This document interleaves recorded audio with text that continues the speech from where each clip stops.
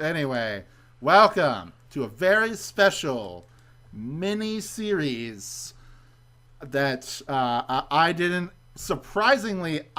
come up with, called Hunters in Prime, where we are going to talk about every single game in the Metroid Prime series. I'm one of your co-hosts, Wyatt, and who is here with me today, as always? The mastermind of it all. This is Isaac once again. Yes. So, Isaac, you floated the idea, and this was before, peek behind the curtain, floated the idea before the Direct and Prime 4 reveal. So, we had hopium for some reason. Yeah. Paid off. So, look, man, I had the inside scoop. I just knew. Yeah. I just knew. No, I didn't. Yeah. You couldn't get that GameStop, behind the scenes. Man, I wish. Yeah. Yeah, no, we were recording another podcast, and I just felt like, because, not to get too deep in already, but it's like, I have never played all of the Prime games. Yeah. So I was like, you know what? Let's make this a thing. I want to make it an excuse, especially Prime 4 is truly a thing that we're going to see soon. I want to play these Prime games all the way through. Let's make this happen. And we were like, look, there's a Direct coming up. It's going to have Prime 4. It's not going to have Prime 4. Regardless, we're going to do this thing as either a balm to heal our weary souls or as a victory lap, because finally we saw Prime 4. So don't worry, guys. I'll stop bitching. I'll stop going on tangents on other podcasts unrelated to Metroid or anything about Prime 4. So I can get all these feelings out here. And unlike you, I would say 50% of all the video games I've played have been Metroid Prime. The whole series all together probably composes half of the games that I have played, just because I've played the fuck out of all of them, but especially the first one.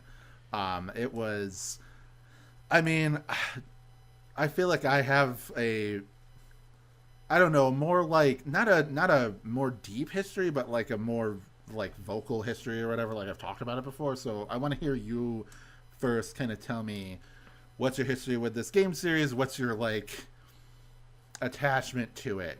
So mine's a bit of a weird, somewhat long but weird story.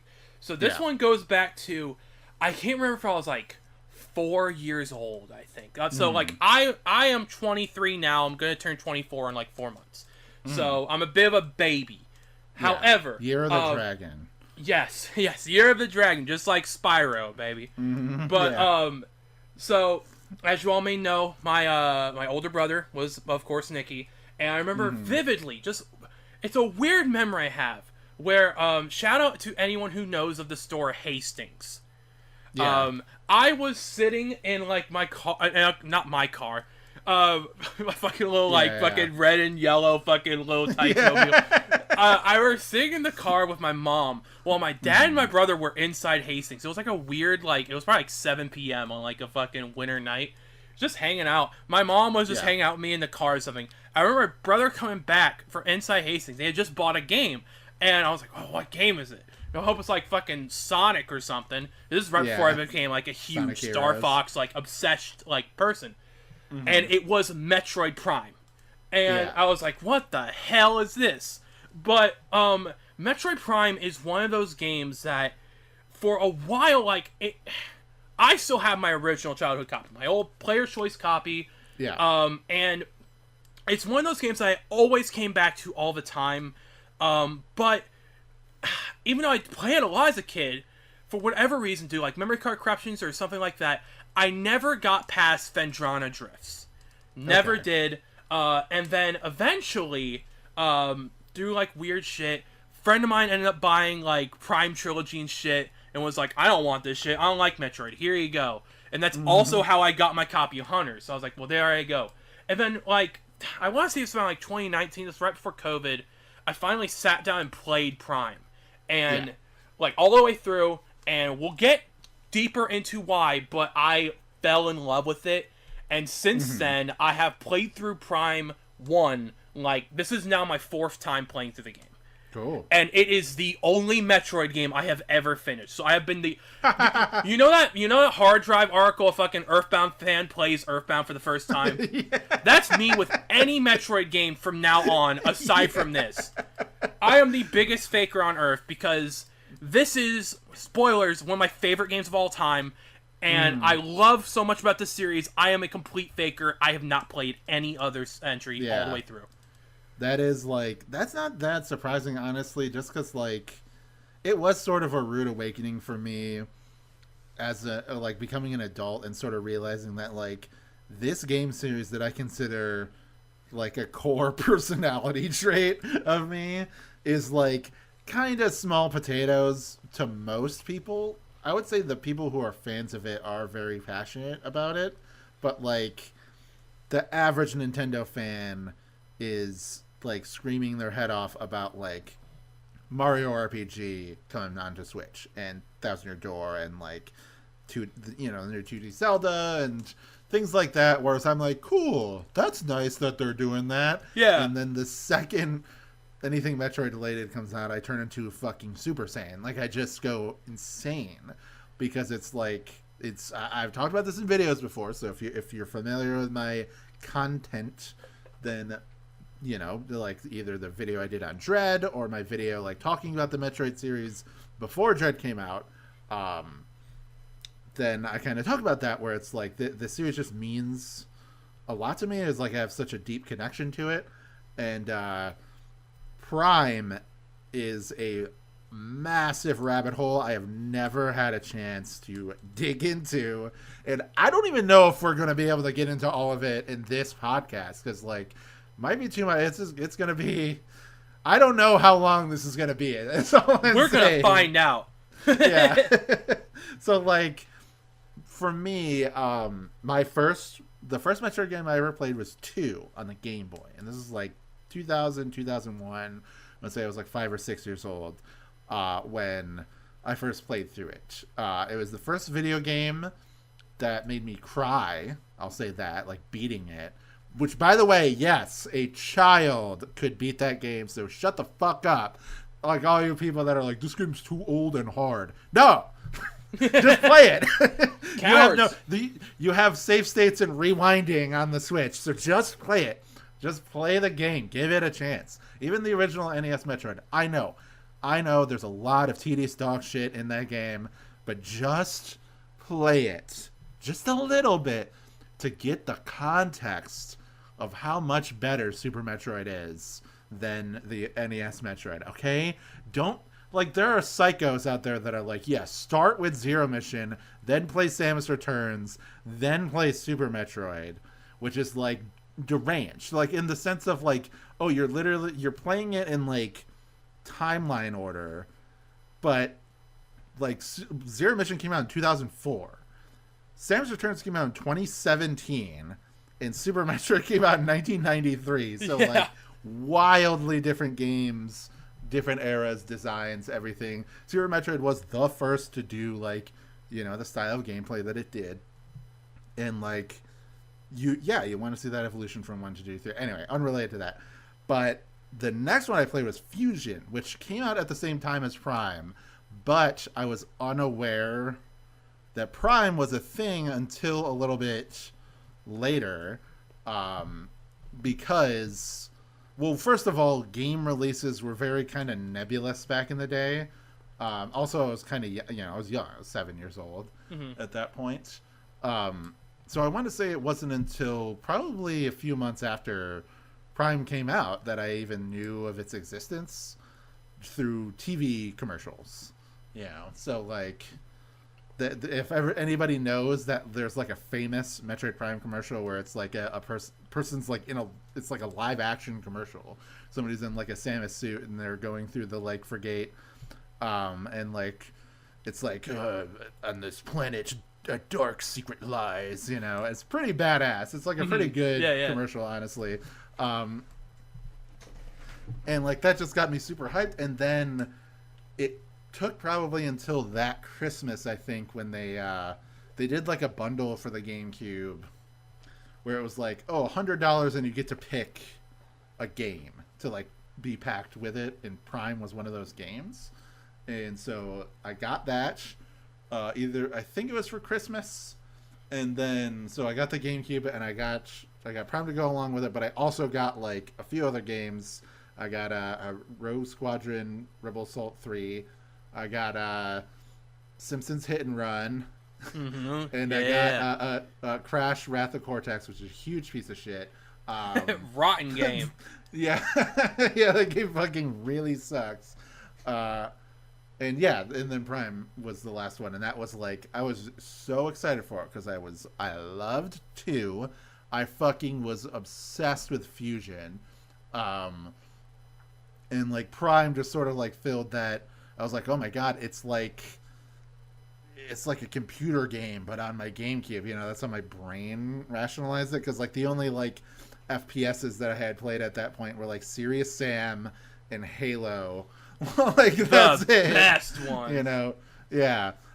So like I was like, oh my god, it's like I'm playing a computer game on my GameCube, and then it was like over. Like as soon as I got that, I was like, I fell in love, because it was everything I loved about those games, but there's so much more immersion in it. So like one thing I loved about Metroid 2 was going into these ruins and seeing like these big buildings and being like, what are these buildings? And then like seeing these statues and they give you power-ups and you're like, what are these things? Like, what are these bird things that are like giving me the statues or giving me the powers and everything? And just like, there are like walls that are like blocked off, and it just like made my mind like tingle, you know, with like what is going on. And like I wasn't aware of like the wider Metroid lore at that point, but even things like you get to the end of Metroid 2, and they re-give you the ice beam, but the statue that gives you the ice beam is like broken, and the orb is like somewhere else in the room. And that's like was so cool to me, because throughout the entire game to that point, you're like, oh, of course the statues are intact and they give you the orb, and whenever you get the item. So like seeing that like played with at the end of the game really imparted the sense of like, oh shit, this is serious business.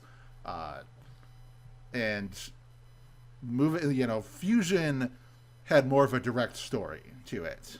Yeah. So like, and it tapped into that, but then like Prime was like a mixture of both, where it had like story. There was like a lot of reading and text and digging into the lore, but it was a lot more passive. It was a lot more subtle, and they let you like explore a world and slowly unravel it, and really kind of like you start to like feel like it's your second home. You know, by the end of the game, you're like, yeah, I can fucking navigate Magmor Caverns eyes closed with the amount of times that I've like been back and forth through Magmor Caverns, and like that's just so amazing. And I want to say, I don't know like how we're gonna structure this. I kind of want to talk about like certain elements of it, maybe in order, but I'll just say this: the Chozo Ruins has got to be one of the best designed areas in like any fucking video game to accomplish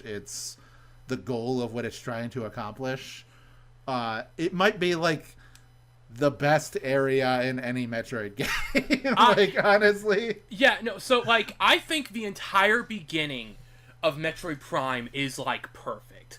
Because like you have the fucking like the frigate, I believe, of like the introduction of the game, where it's like very linear, gives you the like lets you figure out the controls and everything. Before it takes a lot of stuff away, and then just landing on fucking Talon and like figuring out like your surroundings and all that stuff, kind of getting like used to being more open and stuff, and going to Chozo Ruins and stuff. I can't think of a game with a better introduction than Metroid Prime. Like, it's insane how good the game is about conveying everything it needs to tell you without even really needing to tell you actually anything. Like, one of my favorite details about the game right off the bat is after you land on Town 4, you come out and you start the game, and the door right in front of you is the end of the game. Yeah. And the game basically goes, figure it out, right? Like, this is your goal. Go somewhere else. You can't do this shit yet. Yeah. Go away. You go through that door and you're like, what is this thing blocking me? You scan it. It says it requires missiles. So you're like, okay, I need missiles to get through this door. Go searching around. The only other place that you can get through without missiles is an elevator down to Chozo Ruins. You know, so like you go there. The first door on the left that you go to, like that you see when you enter like the area, like the plaza area, is also blocked by missiles. So you have constantly been going through areas in the game to this point in meeting doors that you're like, I need to go back there. So the second you beat the first mini boss, you're like, holy shit, I've just unlocked a ton of stuff in this game. You know, like who knows what I could get from all the stuff that I've just unlocked. But there's immediately something that you can get, you know, just if you backtrack through the plaza and then see that, and then that leads you to the Morph Ball, which opens up the game even more. And it's like, oh my god. Again, just like thinking about it, I played this game again. I don't even want to know how many times I played through Metroid Prime. But like still like actually playing it with that true like analytical eye, you know, in this current playthrough, I was just like kind of blown away with just that subtle level of like level design, like this guided level design that Metroid is perfect at, where it's like it makes you feel like a genius despite the fact that every step along the way the game knows what you're going to do. You know, it's insane how like. So, I guess right before we continue real quick, just so everyone knows, what version of Prime did you play? I did play the remaster because Prime 4 got me too hyped. I was going to play the GameCube version. I totally was. But I just got so hyped by Prime 4 and how beautiful it looked that I was like, I need to play the remaster again. You know, the remaster is, I would honestly say, easily the best version of the game. I was actually also going to play the GameCube version, because it's the only version I have never beat. But because it's my old copy, it's fucked. And I remember vividly one time before that, like, it crashed on me. So, to keep it safe, and plus to make it kind of consistent as well with the other entries, I played Prime Trilogy for this video. Yeah. And, go ahead. Yeah. Well, I was just going to say version preferences. I do kind of... on a feel level, I prefer the GameCube version just because it's the one I play the most. So I still need some adjusting when I play the... Like, actually giving Prime modern FPS controls is, like, hard for my brain to adjust. Oh, it was weird. Yeah. Like, Prime's GameCube controls are so good because they kind of, like, it's not your typical FPS controls. But the game isn't a typical FPS, and it focuses a lot more on like jumping and platforming stuff. So for those kind of for the kind of gameplay challenges that Prime gives you, especially when it's focused on lock-on, the GameCube controls are perfect. But I can't think of a game that I have like a more of Imagine Heaven with than Metroid Prime and the Wii Remote and Nunchuck. I absolutely love this control scheme for this game. It feels like it matches both kind of modern FPS controls with that GameCube style of controlling stuff. Yeah. It's just so goddamn good. I do want to take a step back because we did skip over the intro section, which I do think is like really good in the sense that it's an escalation of Super Metroid's intro, which is a fantastic intro, but that is pure just tension, build up, payoff. in a very quick amount of time. So you're going through a base and everybody's dead. You get to the end. Ridley's there. He steals the Metroid. You run out. That's Super Metroid. With this, it's like you enter an area. You're like, okay, there's this distress beacon. What is going on? Like you don't have any idea what's going on. You get through like the first couple of tutorial obstacles, and then like getting in, and you immediately see like, oh, all hell has broken loose in this fucking space station. And you see, what you can scan and learn are pirates. But eventually you get to a computer terminal that you can scan to get yourself the first bit of pirate lore, which explains that this is right after the events of the original Metroid. They mention like Mother Brain being destroyed and that they had to like uproot their operations and move to somewhere else because Talon 4 is in the same solar system as Zebes. So they just like went to a secondary location. That's also why there's a Chozo colony like on Talon 4 is because it's so close by to their like home planet. And like it's just that first thing is like, okay, it entices you, it connects you to the original Metroid, and then it starts it like puts in your head like, okay, but why are like what is going on, like what are the experiments that they have been doing that have caused all of this mayhem to break out. And like it isn't until like you start to get through more of the game, like especially in Defendrana Drifts, that you start to unravel like that they are like not just mutating creatures and making them more aggressive. They're using some kind of like super mutagen that's like naturally occurring in a sense on Talon 4. But at the same time, you're also learning on a secondary story about the Chozo that the planet used to be completely fine until a meteor hit it. And then this like supposedly naturally occurring compound started to spread throughout the planet and like infect things and, start to destroy everything. So it's like, I don't think any other Metroid Prime game has done the storytelling as good as the first Prime game, which is not to say that they're bad in the other ones, but the fact that it's like two stories from two wildly different perspectives that like you learn information about them at like different rates and at different points, but they start to like fill in the blanks of one another, It's so cool, right? Like for the longest time, I had no idea about most of this. Like for one, I didn't know until like a few years into playing this game, right? When I was younger, that like scanning like stuff that wasn't enemies actually like gives you story. Like I was stupid, but also like I didn't know for a while as well that this game like I always thought that like Metroid's like timeline was just like, oh, when the game's released, this is the newest one. So I thought Prime was like after Fusion shit. I had no idea that all of these games were after Prime 1. Right? Yeah. So learning about this shit and kind of like getting deeper into it, like around the time I played Prime 1, like all the way through for the first time, as like a freshly like graduated like high school student, was like, what the fuck? Like it was like rediscovering the game again for a second time. And I also kind of went out of my way to play this game and like do as much as I could completion wise for this game. I had my highest percentage of completion I've ever had for this game, which was about around 75%, which isn't like amazing, but usually my completion percentage is like 60. So that's still a decent amount more, right?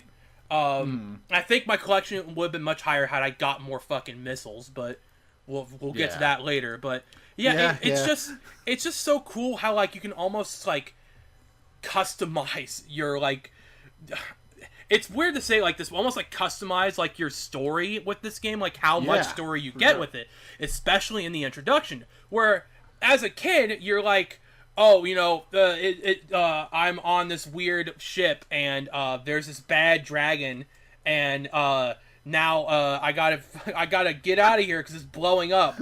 When, like, you know, the more you read into it, the more you turn to the fucking thinker. You're like, oh, yeah. Oh, Yeah. There's some cool shit's happening here. Like, it's just so smart. Yeah, you're like, oh my god, Ridley from Metroid 1, he's here. He was, like, we just defeated him, like, timeline-wise. You know, you just defeated him. And, like, okay, so that's why he's in, like, this state of, like, he's like a cyborg because they found his like dead body and then like cybernized it, you know, like made it like made him into a robot basically. And like, but that also imbues the sense of like, oh shit, they're not fucking around. Like they are, like this isn't some like half-assed operation that they're doing. They like have their big dog there to you know, to fuck things up. And that like, yeah, that first area was like, it was so much cooler than any of the other like first-person shooters that I played at that time. Which look, nothing wrong with Halo. I love Halo. Do not get it twisted. So I'm not throwing that under the bus or anything. And I think the first mission is really good in Halo, but it's like, this is like you're coming into a place that's on fire and you're like, what the fuck happened? Like, what's going on? And then like, it's so much more mysterious and so much more atmospheric. You know, it's not like oh, you're having a normal military briefing and then like, you know, all the like weird little funny guys show up and attack you. Yeah. On the thing. I think, you know? Yeah, it's interesting. I think Halo 1 and Metroid Prime have pretty, like, I never really thought about, but they actually do have pretty, I guess, similar introductions. Like, you can kind of, like, I wouldn't go out and way to say Retro Studios was absolutely inspired by Halo, like, Bungie with this, but it kind of, like, like, you can definitely see almost a correlation between the two, and both introduction missions are really great. But, in terms of one that does hit hard, absolutely fucking Prime. Because Halo 1's first mission is super cool, but it's also a mission that, like, on its own is really cool, but I think is honestly made cooler in hindsight after, say, playing Reach, right? Yeah. Like, you play Reach, and then it's like, oh, dude, that's fucking cool. But Metroid Prime, like, it's just out of the gate, like, this is a really fucking interesting thing. It sets the mood great, where it's got this almost tinge of unnervingness, where it's like, shit's weird, right? And you're seeing like mutilated bodies like all around you, like that are, some of them are like struggling to move, some of them are just capable enough to move that they like desperately try to fight you, you know, like clinging on to life. It's so like weird and dark, and like Samus is just sort of like a passerby of this whole calamity, and then getting to the end and like seeing like, okay, the one of the root causes of all this is this giant monster that we have to fight, the Parasite Queen. And I will say that it's also, even though it's a pretty easy first boss, similar to Ridley in Super Metroid, where you just have to like lose a certain amount of health and then he runs away, but like the fact that like if you scan it, it changes the part that you lock onto, because you learn that its weakness is its mouth. So you change the part that you lock onto, and then you do more damage to it if you do that. It's just like such a cool reward for being very meticulous with scanning and everything. When I found out when I was younger, right, that scanning enemies gives you different weak spots, I'm like, whoa, like, it doesn't do it for every enemy, of course, but it's just so cool that there's a chance of it, right? That's like, you want to do it every time after this first boss, because it gives you so much more of a damage boost. Like where if you scan it and then it's like, okay, shoot it in the mouth. If you give it a direct hit, like with a charge blast in the mouth, that's like a fucking, like, you beat that boss in like 6 fucking charge blasts now. It's so fucking cool. And like, the escape and everything, going through all of those like like the tubes, like the music, everything is just very. I remember being a kid and playing it, you know, being 8 years old and playing it, and it like really like freaked me out and like stressed me out. Now keep in mind, at this age, I was also afraid of Resident Evil 2, which I guess, I mean, that is a horror. It's game, it's right? meant But, to be spooky. Yeah, but like, you know, I thought the like liquors were the scariest things ever created, you know. Yeah. I mean, playing the remake of 2, those motherfuckers They are. Yeah. yeah, they are pretty goddamn scary. Especially like, oh man, playing that on like harder difficulties and stuff is brutal. Oh yeah. But anyway, but yeah, I just wanted to go through like that first area because it's so. I will say this has the worst excuse I've ever seen for Samus losing all of her power. Oh yeah. She like an explosion happens and she just hits her back against the wall like kind of hard, and then she loses all of her powers. Where it's like Prime 2 has a better, you know, we'll talk about that when we get to the Prime 2 episode. Prime 2 has a better excuse, you know. Prime 3 kind of doesn't do it. They have something that could have been an excuse, but they actually give you an upgrade after like the tutorial area. Yeah, so, no, there you go. In this game, not like she flies back, which is like okay, yeah. like that hurts, but yeah. it hurts to the point where she loses basically every ability and part of her suit. It's like how the hell?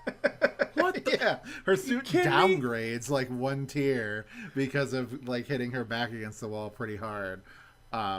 It is very funny, especially like now thinking about it. And obviously, Zero Mission didn't exist when this game came out, but like by the end of that game, which is like the new Metroid 1, you have like the gravity suit too. Like you have like a legendary, ultra powerful suit and everything by the end of that game, and then she like goes into this mission, and then like one kind of strong shockwave.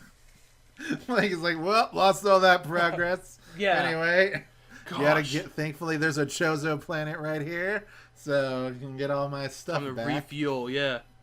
Yeah, but that's all obviously just like. I'm not one of those people that gets too hung up on like lore consistencies or like that kind of very discreet storytelling or whatever in a Metroid game. I do appreciate like the consistent storytelling or lore or whatever that is present in Metroid, but like if people are like actually mad about her losing her powers or whatever every game, I know some people were like, I can't believe she fucking lost her powers again, you know, in Dread, and I'm like, the game has to happen. Yeah, I'm sorry. Yeah, no, like you like I don't know what to tell you. You can't be as strong as you were at the end of Fusion at the beginning of Dread. Like the game needs to happen. So whatever. I don't mind at this point. Like, of course, it's like kind of goofy, but also like again, like it's a video game, right? And besides, I don't hear people complain about it as much in fucking like, for example, God of War 2, where literally the game is like Kratos is a god of war, and Zeus goes, "You're too good," and fucking smites you, and there you go. Like your powers are gone. It's like if God of War 2 could do it that stupid, Metroid can do fucking anything. Yeah. Yeah, exactly. Yeah, it needs to happen. Yeah, you know, exactly. It's the same thing with like Terminator 3, you know. It's like, look, I mean, whatever, maybe it's not that great of a movie, but I don't care that they overwrite the happy ending of 2 because they need to make a movie. So it's like, yeah, there needs to be more Terminators so Judgment Day still is happening. Okay, there you go. But anyway, like I say, we'll wait to talk about Talon Overworld until a little bit later. Oh yeah. You know, just because like the first time that you enter it is very much just a starting point. I will say this, like another game that I had played around that time was Rayman 2, and that also has a very similar intro area where you're like on a like rainy, you're like in a rainy kind of forest area. Yeah. And like for some reason, like as a kid, I like made that connection. I was like, oh, it's just like Rayman 2, because I hadn't played Super Metroid at that point, so I didn't know it was like that's what, you land on a rainy planet, reference to Super Metroid. But see, my closest frame of reference. Oh, sorry. No, go ahead. My closest frame of reference for something like that was, I guess, Star Fox Adventures, where like you're just on like after Crystal stuff, you're just on this random fucking like forest, like like fucking greenery like place, and you're like, well, let's figure it out. So yeah, like I totally get you. I will say this, like throughout my entire experience as a kid playing the game, and I think that this is something I want to really talk about in this podcast, is that there has been a minority, but a vocal minority of people that have like thrown out the idea that Metroid Prime Metroid Prime is not hot shit. It's an overrated game, whatever. It's not as good as Super. All these kind of things, and a lot of it lies on things like the level design and the route that you have to take from A to B to beat the game. So like if you in your head, like me, know exactly where to go at every single point in the game, then there is a lot of like seemingly random traversal back and forth through certain areas to get like older weapons. Now, this is true to an extent to every single Metroid game, every single Metroidvania ever made. That's just like a staple of the genre. But people say that it's like especially egregious in Prime. I, surprising nobody, disagree with this. I think the issue that people have is they are playing the game from the perspective of an adult playing the game on a modern setting to beat the game as quickly as possible.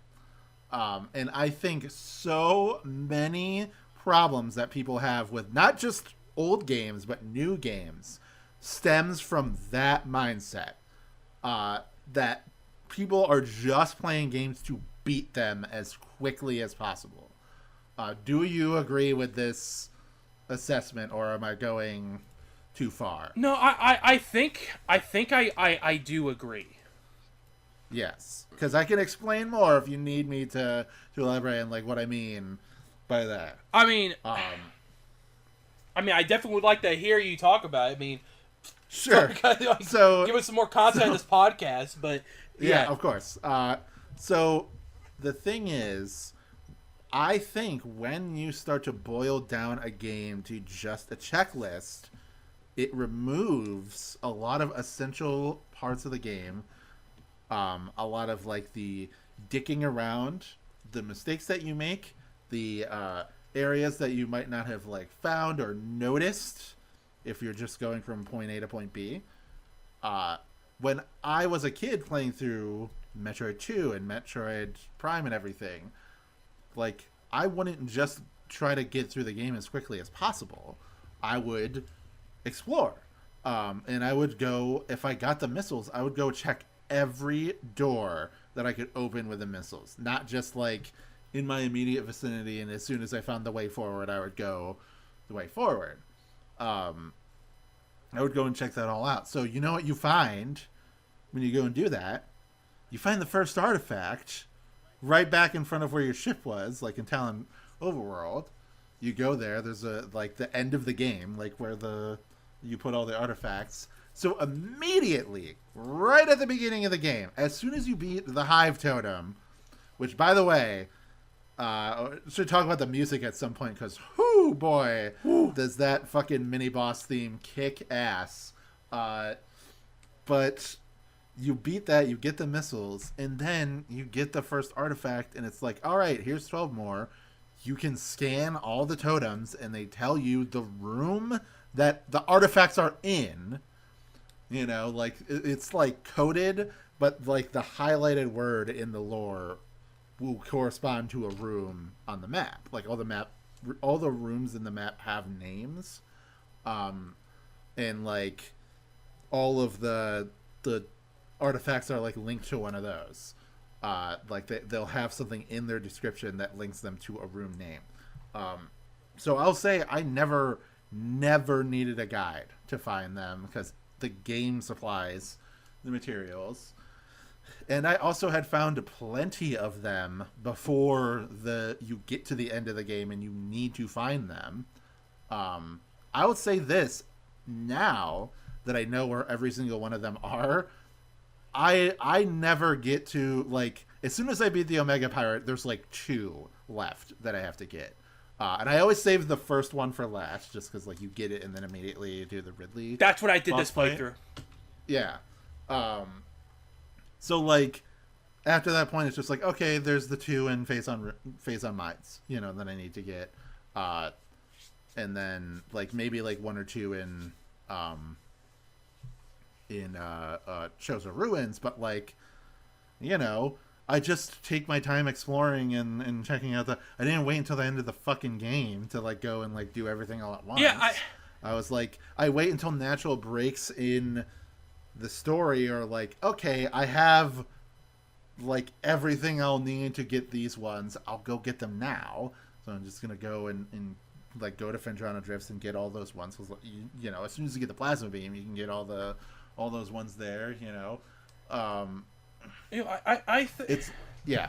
But I like that's just like one aspect of it. But it's like the most major complaint that people have, like retroactively looking at the game, is talking about the artifacts and just in general the like traversal. And I think literally 90% of those complaints can be chalked up to the fact that they're not playing the game and exploring. They are looking at a guide that is telling them where to go next, which is fine. Don't get me wrong. With so many games I need a guide to get through, but there's so many games where I'm like, I really feel like I missed something by not just trusting the game and playing through it, and like giving it the benefit of the doubt and trying to like explore, on my own. So that's the thing, right? I feel like you're robbing. Like, I totally agree with you. Part of the experience that makes Metroid Prime so fucking good is the fact that the game is so open to letting you explore, right? Mm-hmm. And I have used a guide once or twice for the artifacts before. I really didn't have to this time, because again, like the in-game guide is so fucking good, right? Not only the hint system that just really gives you a fucking like kind of a break, but also is like it takes a while for it to activate, so it really gives you like time to really explore and figure shit out. And plus, like you said, the impact craters, like artifact hints are really good. The only time I ever am like kind of lost by this game is that I don't know what it is, but every fucking time I play through this game, I always accidentally go to the sunken ship before I get the gravity suit. Yeah. And then realize, fuck, I forgot the gravity suit. That makes sense because it is kind of annoying to realize, like, okay, I have to, like, I beat Thardis, I go through Magmor Caverns, then I go to the Chozo Ruins, then you get the Ice Beam and fight Chozo Ghosts and all that good stuff. Then you, like, go back through and then it, like, spits you out, like, right where the sunken ship is and there's an Ice Beam door. So you're like, oh, of course, gotta go through here. And then, like, yeah, you can't reach it. So it's like, fuck. To be fair, like... So you had to go back through Magmor Caverns, get to the place where you just fought Thardis, but then notice, like, okay, there's a spider ball track that leads up here to the Ice Beam door. And that's where you have to go. Like, I won't even call it like I won't even say it's a knock against the game, right? Because I've played through this game so much where it's a shame on me at this point. It was like, I'm a fucking dunce. I should know this, and I keep forgetting. Right? Yeah. Like, oops. Yeah. But, yeah, going back... No, I bet I have been there, like, for sure with other... like, especially Dread, just because it's so new. There are so many times where I'm like, oh, yeah, I gotta go. Yeah. I did had to do this, then this. Going back to what like we were saying earlier, the Chozo Ruins, the whole like missile door shit, kind of makes it's what turns Prime into like crack, where every time I play this game, my play sessions are like fucking like 8 hours, like each, where it's like you'll get an item, and then go, I remember there's like a door I need to go to, right? So I go do that. Yeah. Then I end up getting another item, and it's like, oh, I need to do this before I stop playing the game. So before, like, you don't want to stop playing the game, because if you do, like, oh, I might forget later, so let me go ahead and do this real quick. And the game doesn't really have very many, like, natural breaks where it's like, okay, now I can take a chill. No, it's kind of just back to back, like, hey, don't forget to do this, don't forget to do this. It's like, God, it's so clever about making the game so gripping to play. Without, like, because I feel like with a lot of games nowadays, and this is not a knock on a lot of games nowadays, but with a lot of games, the hook kind of relies on the story, and like that's perfectly fine, right? Like Ghost of Tsushima is one of the best games I've played in the last like 10 or so years. Yeah. The reason why you want to keep playing that game is both the powers that you get, like the powers, like the abilities you get. And also the story. Yeah. Like, the story is a major thing. That's why a lot of people got really into the Last of Us stuff. The story, all this shit. But Prime is, like, its hook is the gameplay. It's the exploration. And that's what makes this game just feel so good. And, I mean, this is also just the thing of Metroid, right? Like, that's its hook. But also, like, as a fake fan, I'm saying it about Prime, because Prime is the one I've played. But, God... Yeah, no, I think that, like, I totally agree. Like, it's really hard for me to, like, the only reason I didn't play through this game in, like, one sitting, like, when I started playing it, like, last week, was because I was so tired from waking up early to see the direct that, by the time that I, like, got around to playing it, I was like, all right, I basically, like, played right up until, like, the first time you get to Fintrana Drifts, and then... stop there, where usually I can play through the game just in one sitting, but usually I play through to the gravity suit. Like, that is kind of like, or Thardis is probably like, a more average like stopping point, like beating him and then getting the spider ball and like right before getting the ice beam and everything, which is kind of like the second half of the game. And I just remember even being a kid and being so enamored with Chozo Ruins, not only because it was like, oh, reading the manual and like learning about the Chozo was so captivating to me, because I was like, oh my God, it's those statues from the fucking Metroid 2 on the Game Boy. That's what these things are. Like, these bird people, they're the ones who created all this stuff. And like putting that together and being like, I remember like fantasizing about like, oh, what power up am I going to get next? Like that kind of, that's such a raw, important feeling, because know what that tells me? Every single power up is so important to the game that like you think about like, oh my God, I can't wait to see what I get next. You can think like there are some things that that you'll get at some point, like the spider ball, like the grapple beam and everything, but there's plenty of stuff where like you don't even know what you're gonna like. Could you predict that you'll get the X-ray visor or something like that? Like the Phazon suit, getting that for the first time was the coolest thing I have ever seen in any video game, because I was like, we're at the end of the game. I thought I was already like completely decked out, with the gravity suit, especially like as, somebody who had played Fusion a lot and knew that like, okay, you start with the power suit, you get the Varia suit, you get the gravity suit, and then that's it. So getting like one more tier above that was so cool. Yeah, no. And like the way that you get it, where the Omega Pyre, which we will talk about, falls on top of you and gets you that is just so good. Like so much of that's, it's just so, like, dare I say, it has soul. You know, like, I don't know how else to describe it. It's just like, that's just so good. It's so tight. Like, yeah, it's like the I love it when, like, they really do a good job of contextualizing power-ups like that. Just because, like, yeah, the most of the times you beat a boss and they just leave a power-up because it's like, yeah, you know, here you go, have this. But, like, one where it's like, okay, this makes sense that you got this from this guy and you got it that way. Like, that is such a good touch. Yeah, I always loved how this game gave you items and how it always, like, rewards you, right?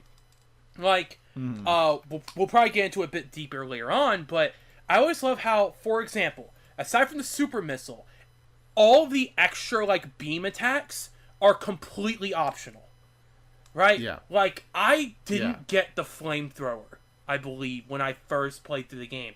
I was like, wait, that's a thing? Because it's a big piece of shit. Yeah, but, like, I barely use them, but they're so fucking, like, dope to have, right? And yeah.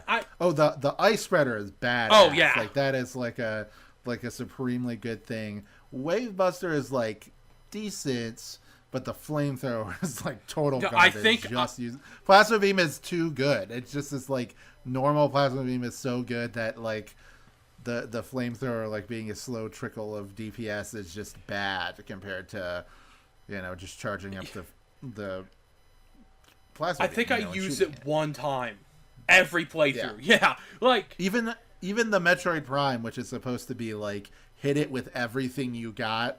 I just am like, no. I'm not using a flamethrower against this thing. Yeah, but I remember I was talking to, this is way before this is when I was a kid, right? And I remember talking to a friend about Metroid Prime. I was like, this game is so cool and stuff.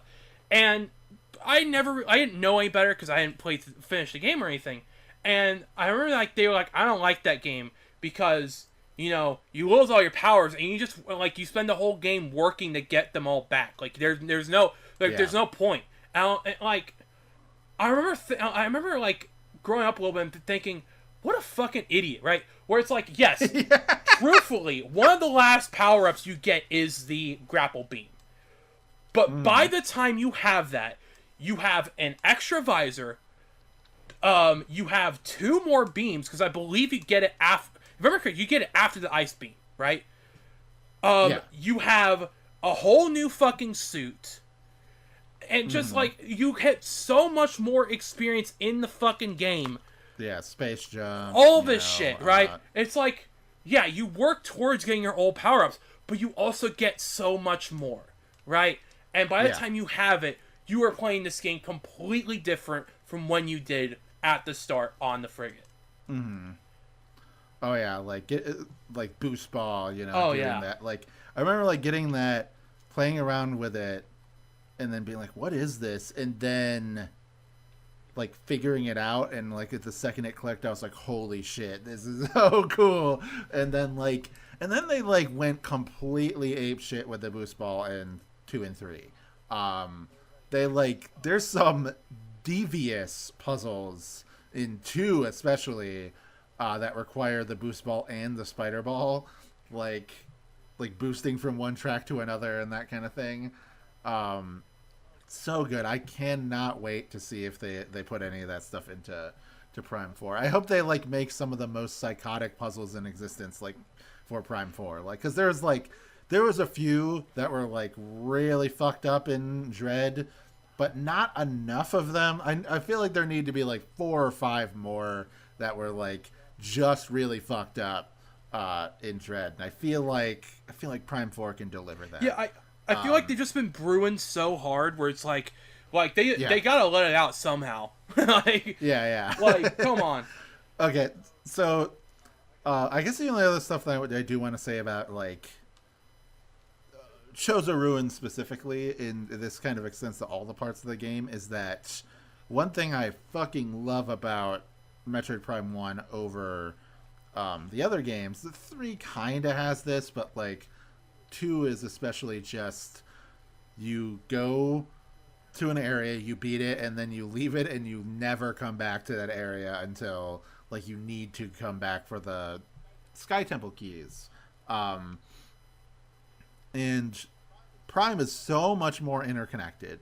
Like, Talon Overworld leads to Chozo Ruins, it leads to Magmor Caverns, and it leads to Phazon Mines. And then, Magmor Caverns leads to Phendrana Drifts. Phendrana Drifts, like all these areas, they like lead to one another. They're like connected to one another.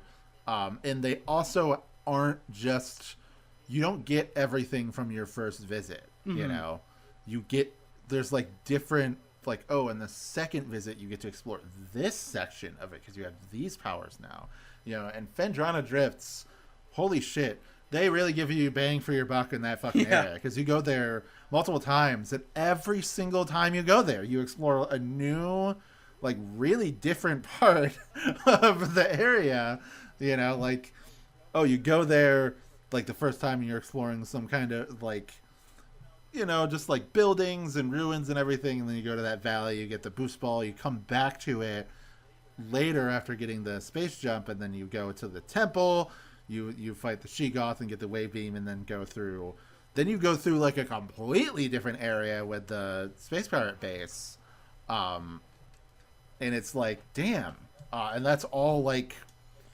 going through there, that was also very like horror adjacent to me as a kid.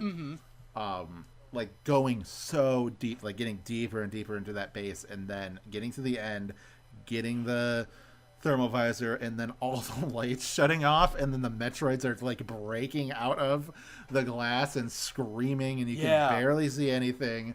It's just so fucking good. It's so cool. Good. Yeah. Like, and going off that real quick, Metroid Prime is like, I never really pieced it together as a kid because, like, oh, it's just a cool shooter game. And I was playing like Resident Evil 4 at the time because my dumb older brother, but I shouldn't have been playing it.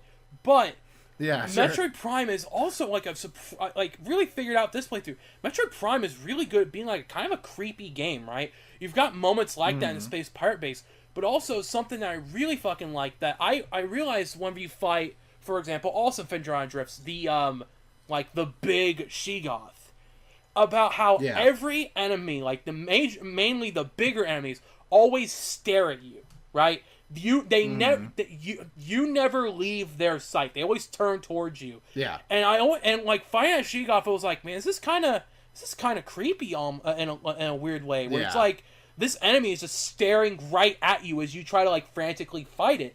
And like, I'm not saying like Metroid Prime is just like one of the scariest horror games ever. The suffering is nothing compared to this. But it's just really powerful, like giving you an unnerving feeling, but giving you enough power to really fucking force through it, right?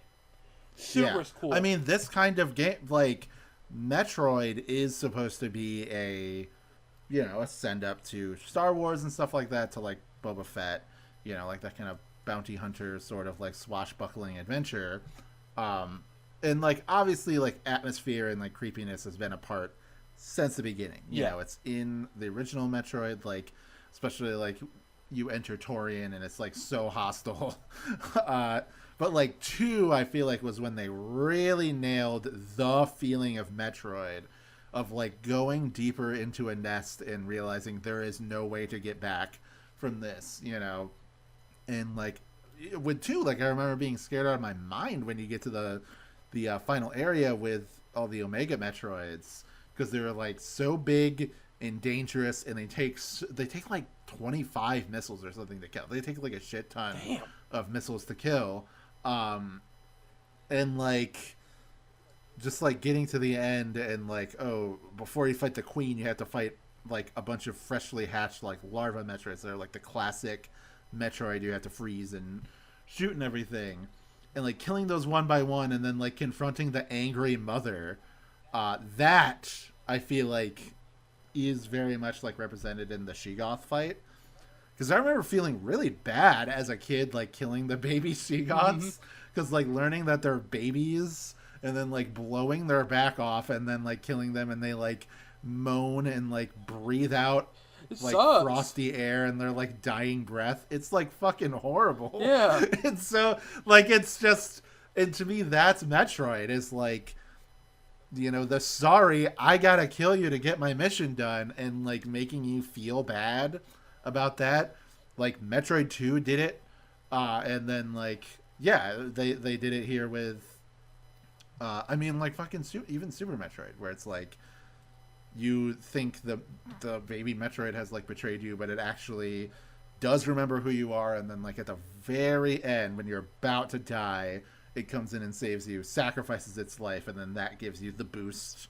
You know, it gives you all the magic rainbow energy, but like whatever, you get the boost to beat the Mother Brain, and then get out of there. And like, there's always this sense of like melancholy, or I don't even want to say tragedy necessarily, though I think Prime definitely has that, because it's about a planet that used to be like a natural paradise, that was, you know, the Chozo, like when they lived there, they separated from the clan on Zebes because those guys, they were super technologically advanced, very science focused. They created Metroids, they created the Mother Brain, you know, and then all that shit went wrong for them, you know. So like they were kind of like hippies. They were kind of going off the grid and being like, we're just going to use our space magic powers to like live amongst nature. And it was like working for them until the meteor hit that brought Phazon, and that fucked everything up, and the planet, with no fault of its own or the people that were living on it. It isn't even a thing of like, oh, they were abusing the planet and it was destroyed due to nuclear warfare or whatever. No, they were living in harmony with nature, and then just got fucked up by chance. Fuck. You know, that this meteor carrying this like radioactive, like infectious material, just like destroyed everything. And like literally they're like astral projecting and like overseeing the world and everything, and then it like hit them so hard that they like got detached from their bodies and went insane, which is why you're fighting like the astral projected ghosts of Chozo, because like they're like trapped in purgatory or whatever. Like their souls were removed from their body because the meteor hitting like was so hard, and then like the infection just like drove them mad.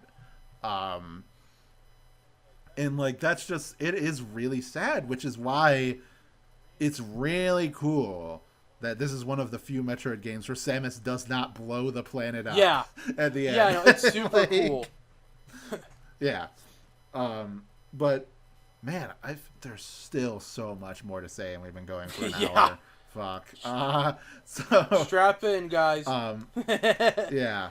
I think now we can kind of talk about boss fights, because I feel like that will naturally lead us to like the other areas in the game that we haven't talked about yet. Yeah. So like the first one we already talked about with the Parasite Queen, like major boss fight with a health bar and everything. Chozo Ruins has plenty of like mini bosses, where you get like a lot of items from.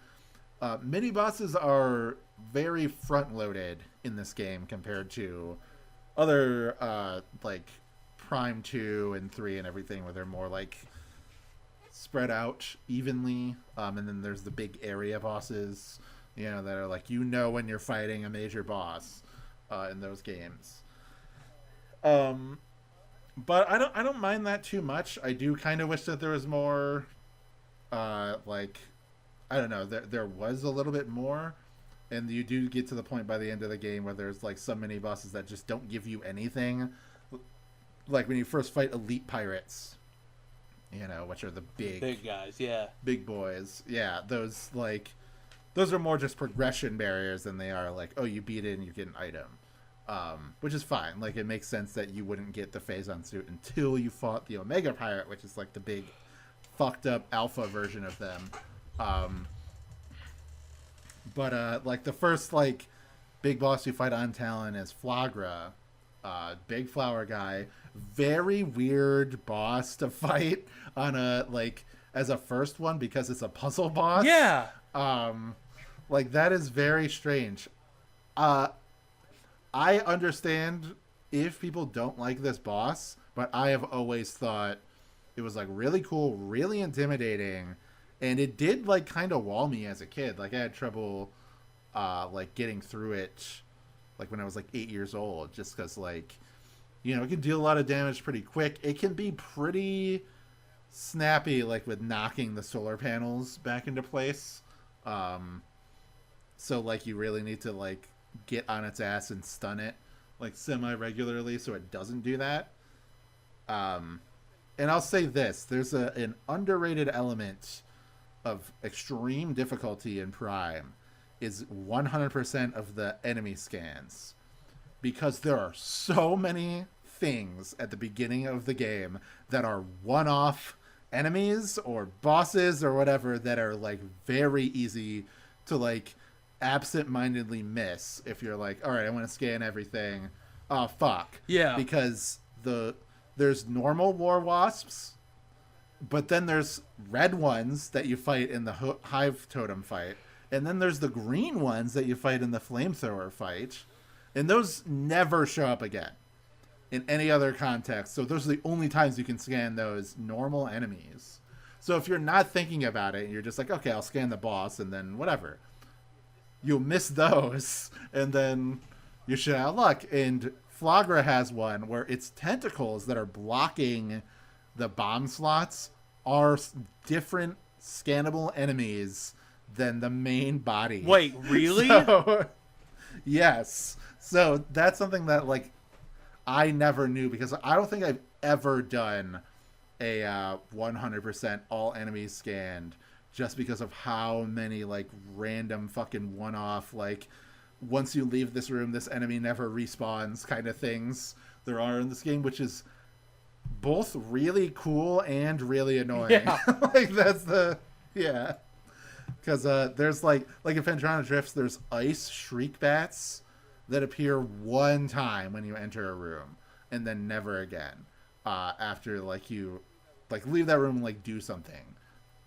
They like never show up again. So like if you don't scan them before they come flying at you, you will never be able to scan them. So that's just like deranged. Like I don't know it's what so else to funny say. where it's like like by every enemy scan, the game is fucking serious. Like you better scan every enemy. Like when I realized, I was like, God damn! Like towards the end of the game, they introduced different space pirates based off of your beams. And it's like, God, you have to scan each separate one. It's like, God. Yeah. It's not just like Rainbow Pirate or whatever, you know? Like, it's, no. This is a wave trooper. This is a plasma trooper. This is, you know. So funny. And those fucking enemies, those are probably my favorite enemy design in the whole game. Oh, yeah. They're my favorite enemies in the game.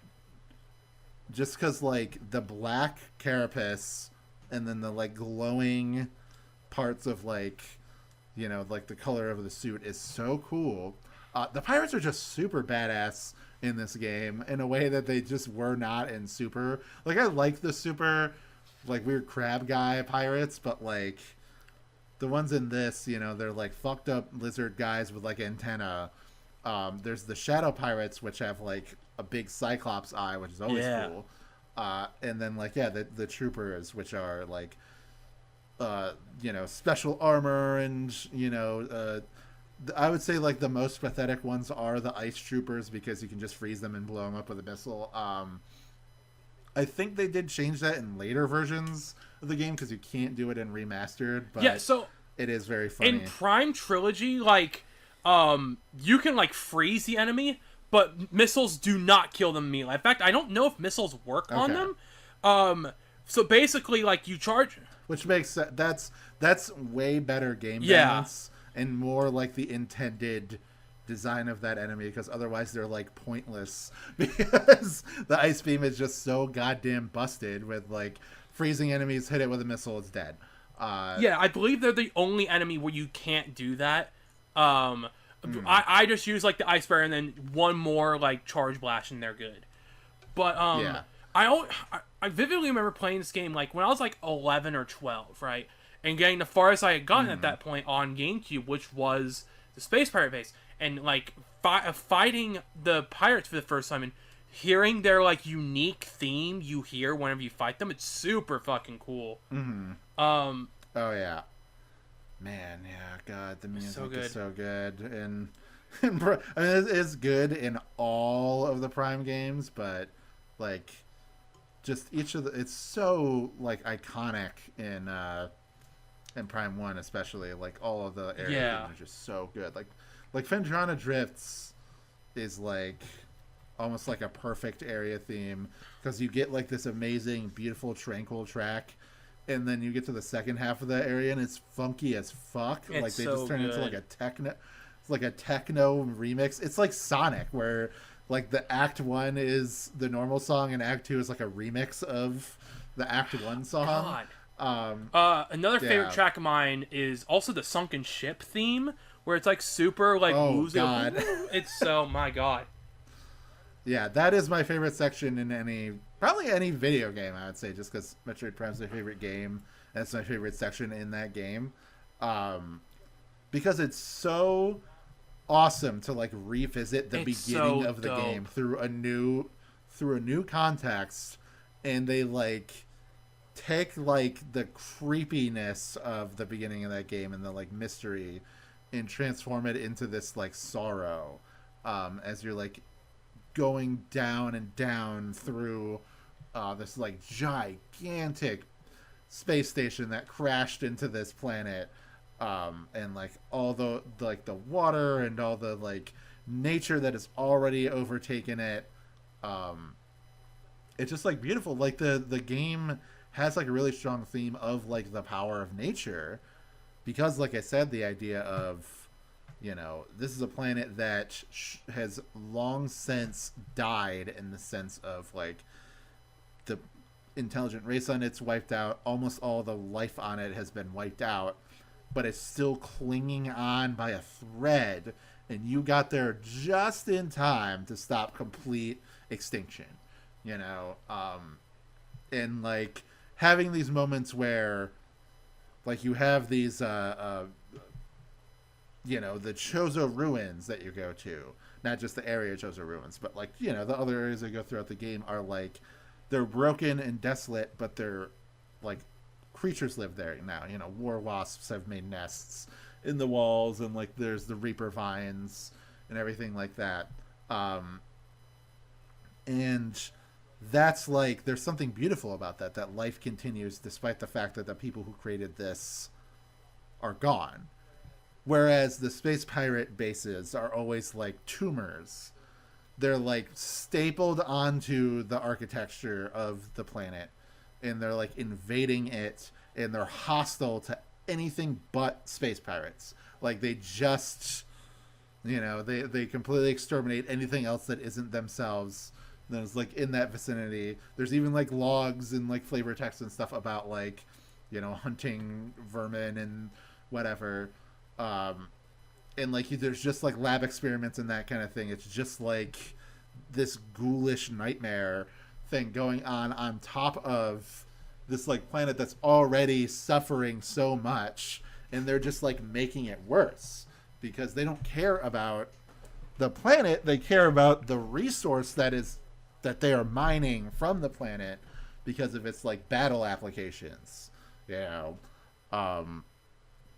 And like, yeah, that's taken to like such great degrees. You get stuff like, oh, Flagra is like a plant that like mutated wildly because of Phazon, you know. And then you get something like Thardus, which is like a space pirate experiment, literally created sentient rocks. Yeah.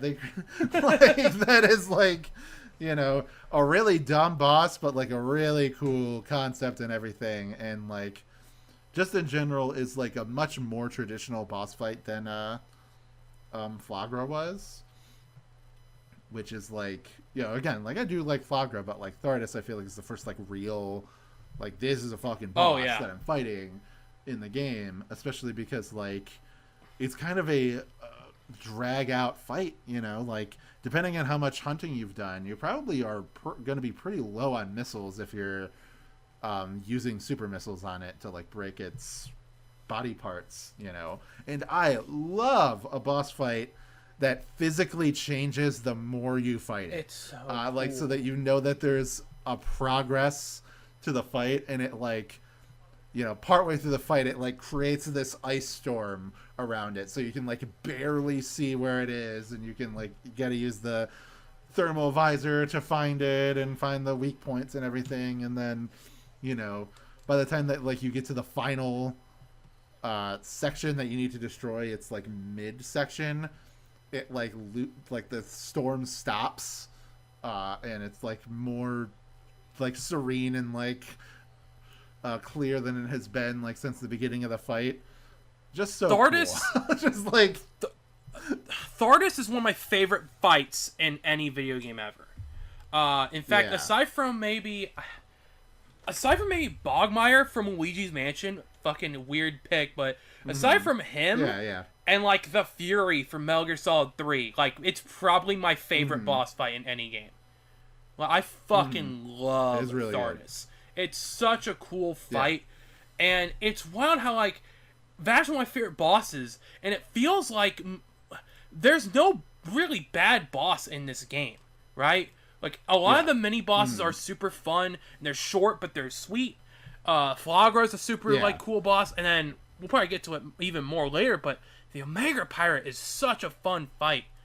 That's one of those bosses that's, like, actually way better on hard mode. It's one of the few bosses that is, like, much more, because it's so fucking stressful on hard mode, in, like, a really fun way. Whereas, like, the other ones are just, like Flagra is no different on hard mode, just because, like, it doesn't have a health bar in a traditional sense. It's just a puzzle boss.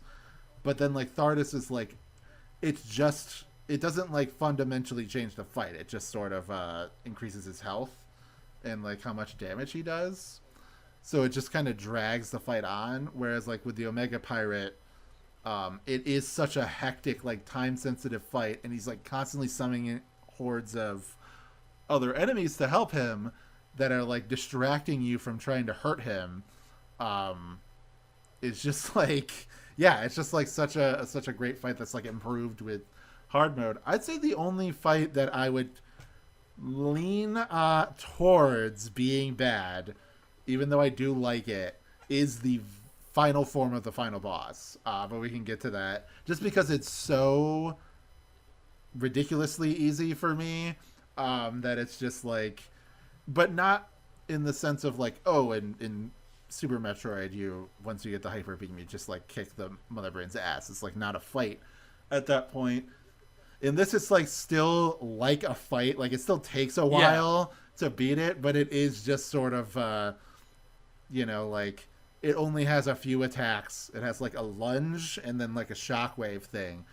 And, like, the hardest part of it is the fact that it summons Metroids every so often. But otherwise, it's, like, pretty easy. But I wouldn't call it bad. Like I said, it's, like, the weakest one. But the first phase is so good that it just doesn't, doesn't really matter. And it's also just, like beating it. That cutscene where you beat the Metroid Prime, and it's, like, jittering, and, like, there's, like, these after images of it as it's, like, freaking the fuck out, is, like, so cool. Yeah, no, it's such a cool I definitely want to talk a lot about Metroid Prime later. But one of my favorite details of the game is that each section has its own boss, except Magmor. Magmor does not have, like, a real full boss. But that makes Magmor, to me, one of the best parts of the game, because despite it not having, like, a central boss, right? There's no central, like, goal in Magmor. However, it's the... aside, because even Talon isn't really as much of a connecting spot as Magmor. Magmor has so many different teleports to basically every section of the game. And it's so cool returning to it with its groovy ass fucking theme, and the really it has some of the coolest enemies, like the Magmors, right? The fucking little, like, worm guys. Big Magmor is arguably my favorite part of the game. There's that. There's it's so good looking in the remaster too, just because of the, like, lighting. Like, the game has, like, that's the thing that remaster does, is that the fucking lighting is insane. Like, because it's all like bake lighting, so they can set up lighting even if it's artificial, but that just gives it such a good style. Even if it's not realistic lighting, they're able to like enhance certain things to like fit a vibe or a feeling. And I'll say this: that fucking trailer for Prime 4 certainly captures that same aesthetic. They're able to like do like without having like ray tracing or anything. They're still able to have like really dynamic shit lighting, looks like ray tracing. Yeah, like it's crazy. Yeah. So like, I mean, fuck, if there is a Switch 2 version, which again I don't think that there is, but whatever, maybe like some sort of upgrade, like, but I don't know. Yeah, maybe like a few years from now or whatever, there'll be, or a year or two or now, something like that. I don't know. It could happen. But like ray tracing and everything, that'd be fucking crazy. But anyway, like that, yeah. I said it before, but the like Ventrana Drifts. I know I said Chozo Ruins is the best area in the game, and it is. Like, I do think it is, just because like I love the aesthetic and I love that funky ass music, and it's sort of like such a strong start. But like Ventrana Drifts is like an incredible like the middle section of the game, going through the lab and getting the stuff from there, getting super missiles, getting the fucking thermal visor, using both in order to like break into where Thardus is. That's so good. Like using multiple upgrades you got in tandem with each other in order to progress as well. Like layered thinking like that is so good. Like such great game design. It's arguably like it's amazing how well this game is paced, right? Where it's like Chozo Ruins is an amazing like starter point for the game, right? After the the introduction, you get into Chozo Ruins. It gives you like kind of the groove of how the game feels. Magmor almost feels like a kind of like the smooth like almost transition piece, right?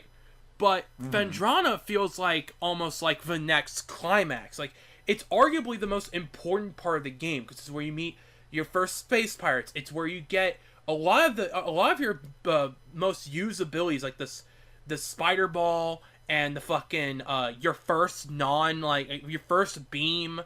The first time you really meet Metroids are all here, like in Vendrana, and because it might also be the.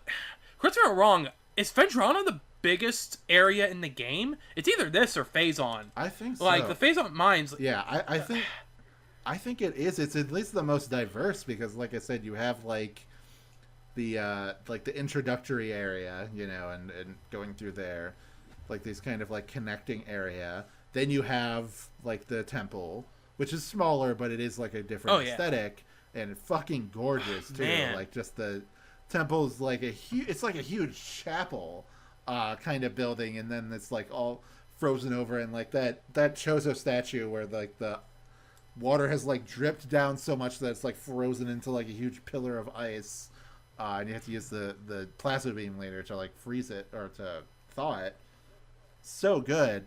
And then like you have like the pirate base, and then there's the second entire zone of Vendrana is just like accessing it later with again the funky ass music that's like going through like these dark caves and tunnels and everything, like going in and out of water, and you're just like encountering like weird new enemies like the hunter Metroids. It's just like so cool. Like again, just a very diverse area, and like getting the gravity suit there, that's like getting that makes you think like, all right, I'm ready, time to storm the base. So that like prepares you for like the second half of Talon Overworld, like going there and like going through the sunken frigate, and like I said, it's just like this it's like breathtakingly beautiful section because I'm one of those psychos that loves water areas in Metroid games. Like I love Meridia in Super Metroid and Burenia in Dread, and I'm really hoping we get a good water area in Prime 4. My current prediction is a beach area because we've never had like a shoreline type thing. So I would love like tide pools that you can explore in, or like you start on the beach and you can't go into the water until you get the gravity suit, and then once you do, it's like an Atlantis type like sunken Don't city. Play with my heart. Like in the oh water. My god. I know. That is so cool. Look, dude, what do you think I've been doing for 7 years? Thinking about this.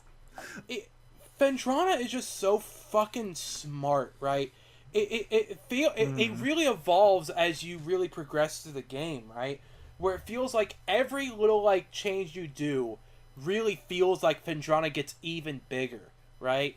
Like even to the very end, right, where you're doing artifact hunting and you have to blow open a fucking hidden door that you only see with the X-ray visor just to fucking get it, and it's at the very edge of the fucking map.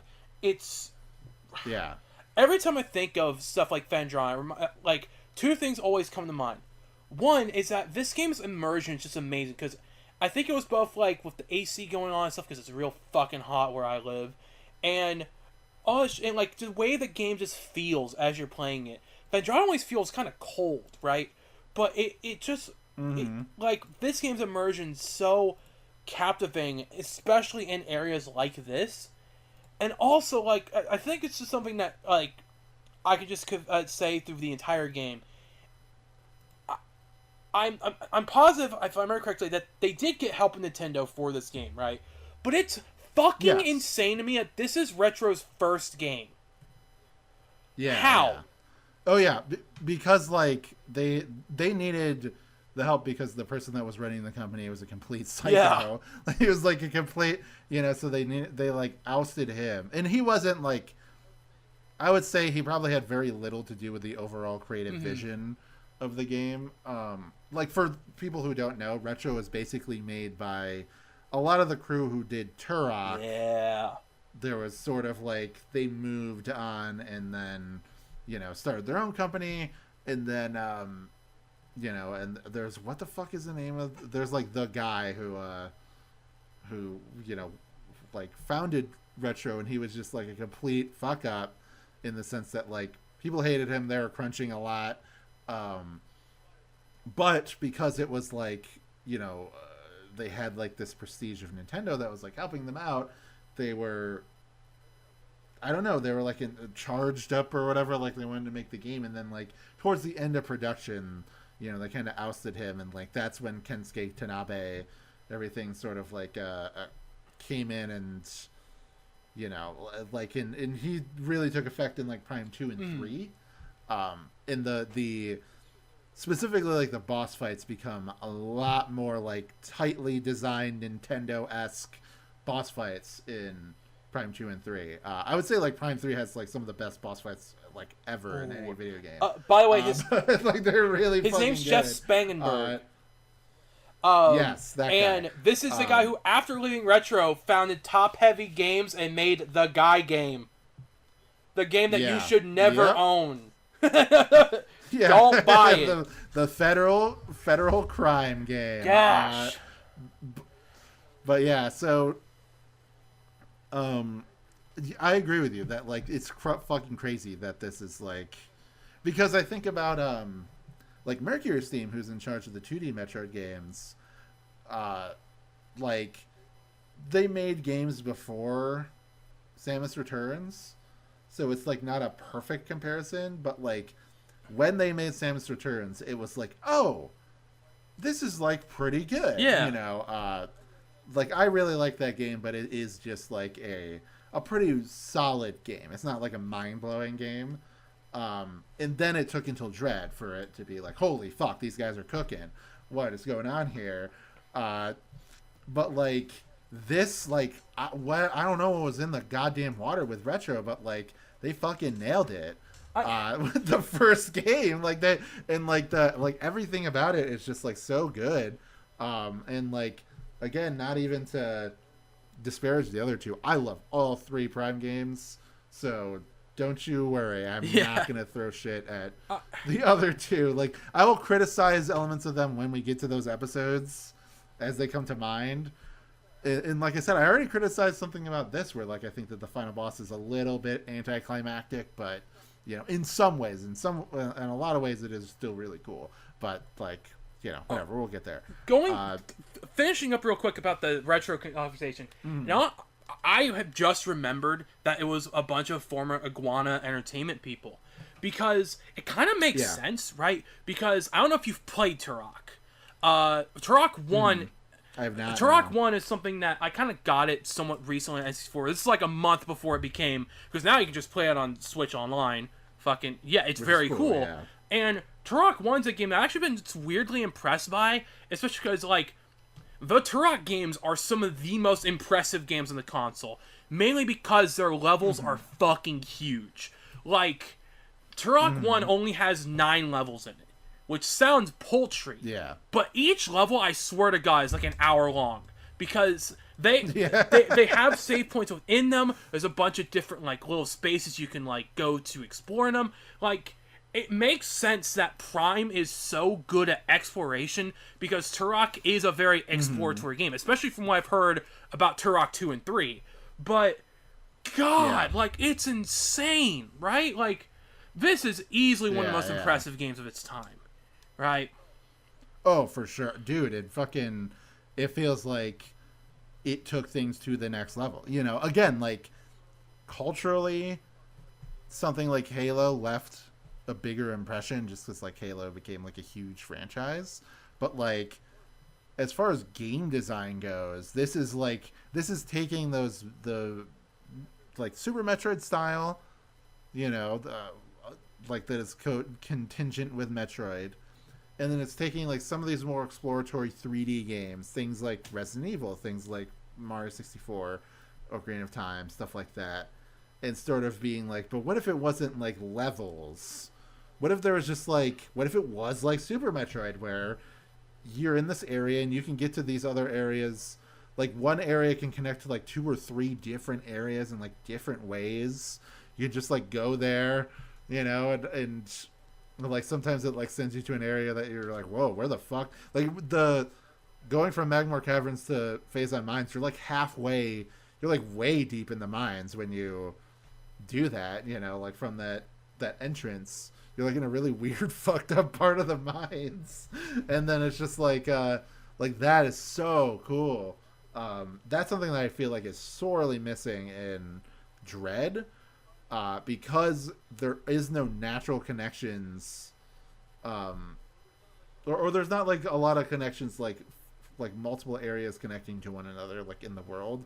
And I think a lot of that problem has to do with the fact that it is a Switch game, but it is, like, still a 3D game, even though it's on a 2D plane.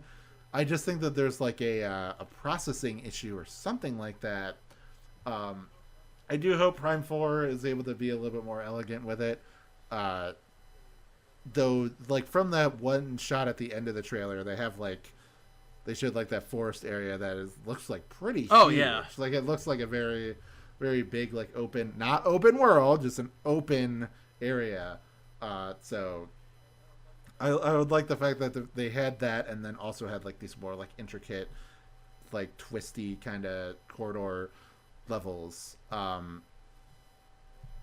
But yeah, I think, like, the last area that we really haven't talked about much is Phazon Mines. Yeah. You know, which, so I really like Phazon Mines, but Phazon Mines is always really funny to me because there's one point in Phazon Mines that I always have trouble with every time I play the game, and it's the first stretch of the level, right? Where it's basically, like, from the start, where you have that, like, save room, all the way to when you get power bombs. It's a decently long stretch, and it's where you fight a bunch of enemies for the first time, and especially whenever you have to fight that one invisible drone, like, right before it, I always die at least one time and get pissed off. I'm like, God damn it! I lost, like, 40 fucking minutes! The only save point is at the beginning of the area. It's probably, at least to me, the hardest section of the game, is the opening of Phazon. Yeah, it is a huge difficulty jump, and it is, like, the problem with it is, to that point, like, combat is very secondary to exploration, and they ramp combat way the fuck up in Phase on Mines to the point where you're just not ready for it. The game has not prepared you for combat to that level, so you end up getting, like, completely, you're just very sloppy at that point. So, like, you just end up taking a lot of damage that you could, like, easily avoid if you were more... Like, if you're playing it on multiple playthroughs, you're like, okay, I know I should be, like, a little bit more careful. But like I said, you're kind of... Especially, like, coming out of the Sunken Frigate, which is a very calming, very somber area, and then you go into, like, the belly of the beast, and then it, like, fucks you up. And you have, like... multiple mini boss fights and everything before getting the power bombs, and then, like, even just, like, getting them. Thank God they put a save room, like, right in the area where you get the power bombs, because it would be fucking brutal if they expected you to, like, get back out without healing. But yeah, that is definitely, like, if there's one issue I have with Phase on Mines, it is that it's the most linear area, like, by far. Like, it is just a gauntlet. It does feel like an FPS level more so than, like, an area that you explore. Even though it does have, like, connections to other areas, and that's great. Like, I think that's the Metroid Prime difference, is that even the most linear area is connected to these other areas in a lot of interesting ways. But, yeah, like, it's... I think it wins, though, as far as, like, atmosphere and imbuing, like, a sense of dread. And then the second half where you're, like, deep in these caves and there's these giant mushrooms and it's, like, super fucking dark and all that stuff is, like, so good. I remember, like, getting to that point and getting really frustrated by, like, constantly falling in, like, as a kid, like, constantly falling into the Phazon and, like, getting damaged. And I remember, like, distinctly thinking... like, drawing in, like, third grade history class or whatever, being like, yeah, what if you could get, like, a suit that protects you from the Phazon? That was like my greatest wish. So that was another reason why I pogged my little balls off at like, getting the Phazon suit. Dude, like, you get it right at the fucking end, but it feels so good to finally have it. Yeah, and you're just, like, it reduces all damage to 25%. Like, you barely take any damage from anything at that point. So it's just, like, which is good, because, dear God, is the upcoming Ridley fight going to test your health bar, So that's, because it is very long, and he is attacking you quite a bit, so, but yeah, we should talk about the Omega Pirate, though. The Omega Pirate's also, like, a pretty tough part for me. But goddamn, is that a standout fight? I always love the Elite and Omega Pirate fights, because it's the closest the game gets to really up-close fights. Because they're always walking towards you. They're always trying to fucking, like, throw you off, because most enemies are kind of at, like, farther away almost. Where, like, you kind of want to, like, back up, like the more distance a lot of times the better for a lot of enemies, and these guys will not give you distance. And especially with the Omega Pirate, it's super fucking, like, cool. And like, I only died, like, I died 3 times this playthrough. I think one was actually, I just had way too little health when I got to the big Sheegoth fight, and I ran on missiles and shit. One was on the Phazon Mines Gauntlet and shit, and one was to the Omega Pirate. Yeah. Because the Omega Pirate is... Quick hint or tip or whatever. With the Sheegoth, you can go underneath it and bomb it to deal damage. I did find that out mid-fight. I was like, oh shit, cool. And then I still died. So I was like, great. But sure. Well, now I definitely know. But that is just like that has happened to me before, and it is like a useful thing to keep in mind. I fucking love the Omega Pirate, because I love. It's probably my favorite boss in the game. Um, I think it has such amazing build up.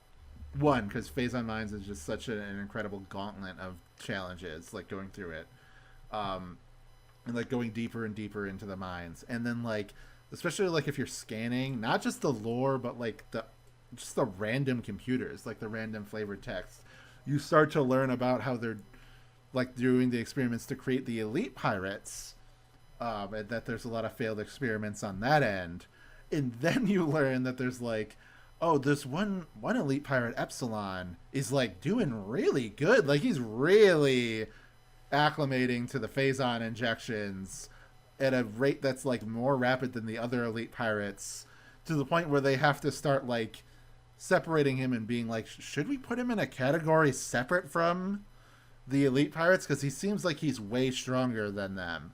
And just like that buildup of like, what, oh my god, what is this thing? And then you go into the room, gigantic fucking room, and then there's just an elite pirate that's like 5 times bigger than the other ones that you fought. You know, it's just like ridiculously huge. And then like, yeah, just like having this battle with it, and then again, like I love battles that sort of like where you're like breaking parts off of a boss. I compared it's very similar to the Cyber Demon in Doom 2016. Oh yeah. Just like with the amount of buildup there is to that boss, and like getting to it, you're like, oh fuck, dude, and, like, here we are, here we're going. Fucking the Cyber Demon's so goddamn, damn. I know. Yeah, let's all replay Doom 2016. Let's just go maybe we'll get to Doom. Who knows? But maybe. Yeah. But I really, to everyone out there who is listening to this podcast, it goes, you know what? I need to play Metroid Prime. If you're going to read the files anywhere, make it Phase on Mines, because, like you said, there's such a great like gradual like learning of knowledge. And I love how the one lore page that always stuck out to me most is like one of the first ones in Phase on Mines, where you read it and it's like it's at the same place where like the big spinning turret is, right? And it reads like fucking the bounty hunter, like it's like Samus Aran has landed on the planet. The bounty hunter is among us. And I was like, damn! I just saw that fucking the video of the fucking like guy riding fire. And I'm like, God, they fucking cooked this one up. It's awesome. Like, you know, I know everyone's like, oh, Among Us, you know, because of the fucking game and shit. But it is so cool. And then just reading more about this this fucker that, you know, you end up fighting. It's just such good set dressing that, like, I love the Tharis fight. I would say it's my favorite fight in the game. But Omega Pirate just, especially if it being so late in the game, just hits so hard. Yeah, and that's the thing, is that like I feel like there is an element of that is kind of missing in like a lot of modern Metroidvanias. Not so much in Dark Souls type games. I think that they probably do like a pretty good job of that, of like building up to a boss, and then when you get to it, you're like, it's that guy that I was reading about, or like heard about or whatever. And I feel like Dread kind of misses out on it. Like none of the bosses, I can only think of like 1 or 2 boss that has like a significant amount of build up to when you're fighting, you're like, oh dude, it's that thing. Whereas like, yeah, like the Prime games are all like excellent at it. Like 2 is probably like one of the better ones at it, just because like all 3 of the like Temple Guardians are like connected to the like zone that they're in, like through lore, like and through like flavor text and everything. So you start to learn, like, you know, like, because the we'll talk about it when we get to Prime 2, but like the first Temple Guardian that you fight is like a big Shai-Hulud type sandworm thing, and you can find like all these statues and like ornaments and things that are like honoring like these holy beasts that like protect the temple. So when you get to the temple in this, you're fighting like a dark, corrupted version of like these holy creatures. It is like oh shit, fuck. And like, yeah, Prime is just like super good at that. Like even little things like oh, you're going through Shozo ruins and like the water's all poisoned and there's like fucking tentacles coming out of the walls and attacking you, and like the grass is poison at certain points, you know. And then when you beat Flagra, it's like, oh, the water clears, it's no longer poison, and like, you know, all that stuff like goes away. That just like gives that boss a sense of presence, and also like a retroactive sense of like, now that you've removed it, there's like a big weight lifted off this area. And then like, yeah, same thing with like Thardus, where it's like that Fendrana Drift's lab is like where they're sort of doing a lot of like more lighter fringe experiments and things like that, like towards the surface, whereas like Phazon mines are like mining and doing all of their like mad scientist shit there.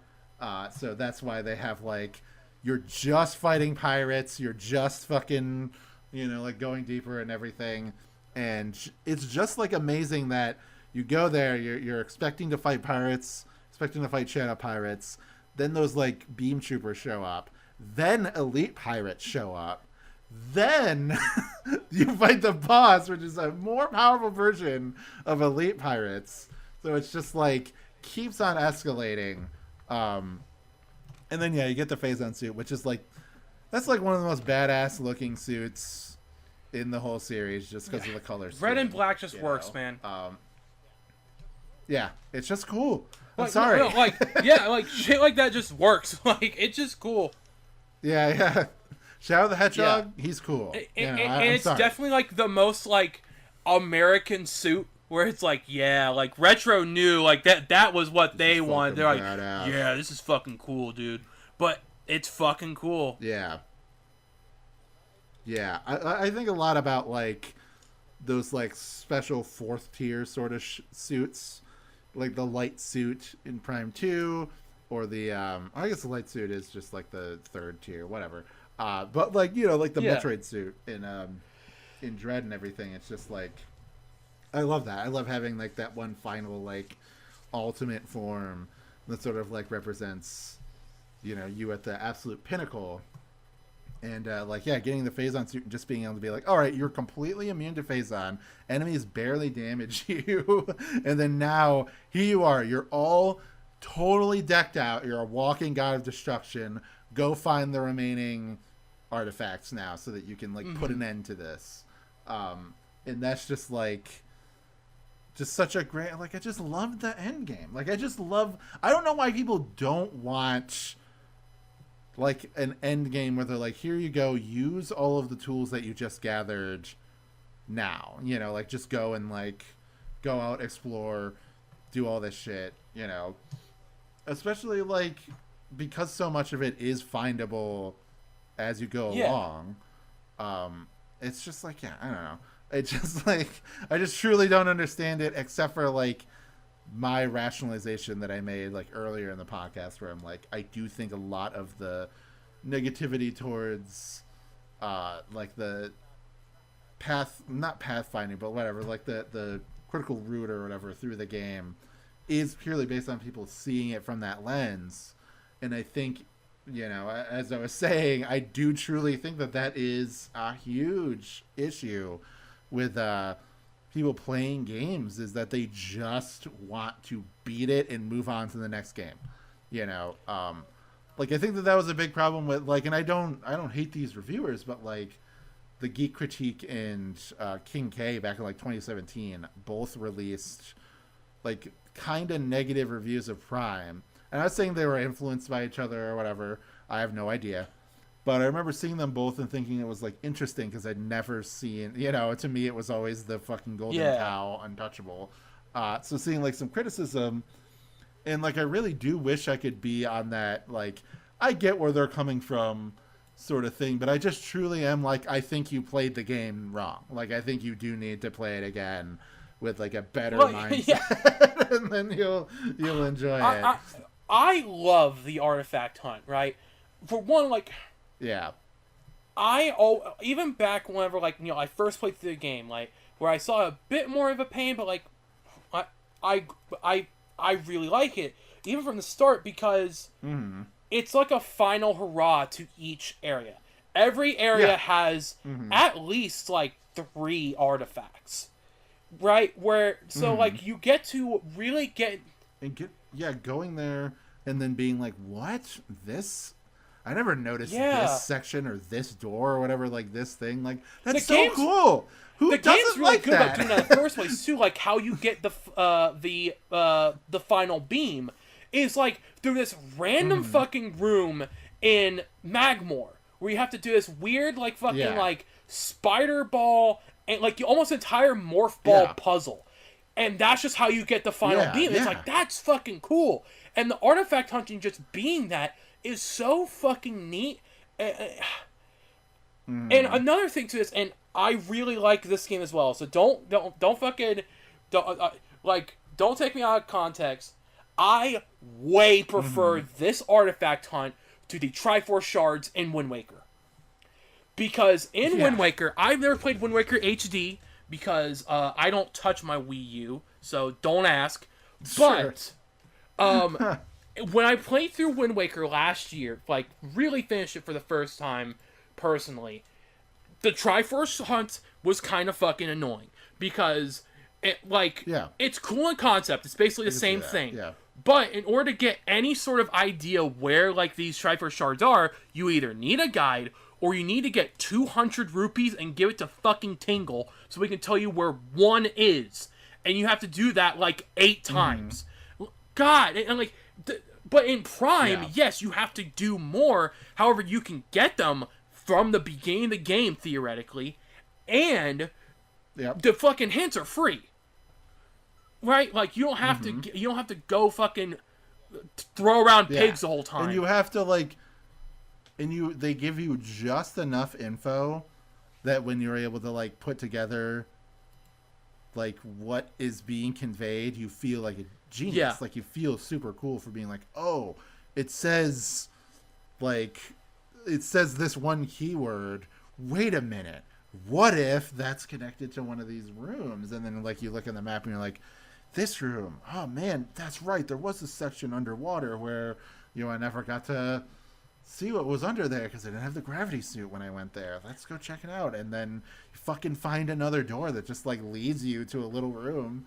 It's an artifact. And it's like, how is that not the coolest thing in the world? Like, how is that not... I don't understand. It's like literally solving like Riddler's fucking puzzles for Batman. It's so cool, right? And again, like because you can start in the, from whenever, like theoretically, by the end of it, when you as soon as you get missiles, by the end of it, like when you actually have to collect all of them, like I only had to get like 3. Right? And that's super fucking cool where, like, this game's, like, end game progress. By the time you get to the end of the game, you can be almost done with it. If not, basically fully done.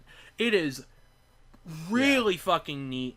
I think it's something that that I feel like too many people have issue with, but don't give it the chance to really, like you said, don't give it really the chance to let it be, like, why it's so fucking, like, charming and impressive and stuff. Like, it's just an amazing section of the game that I feel like is kind of misunderstood.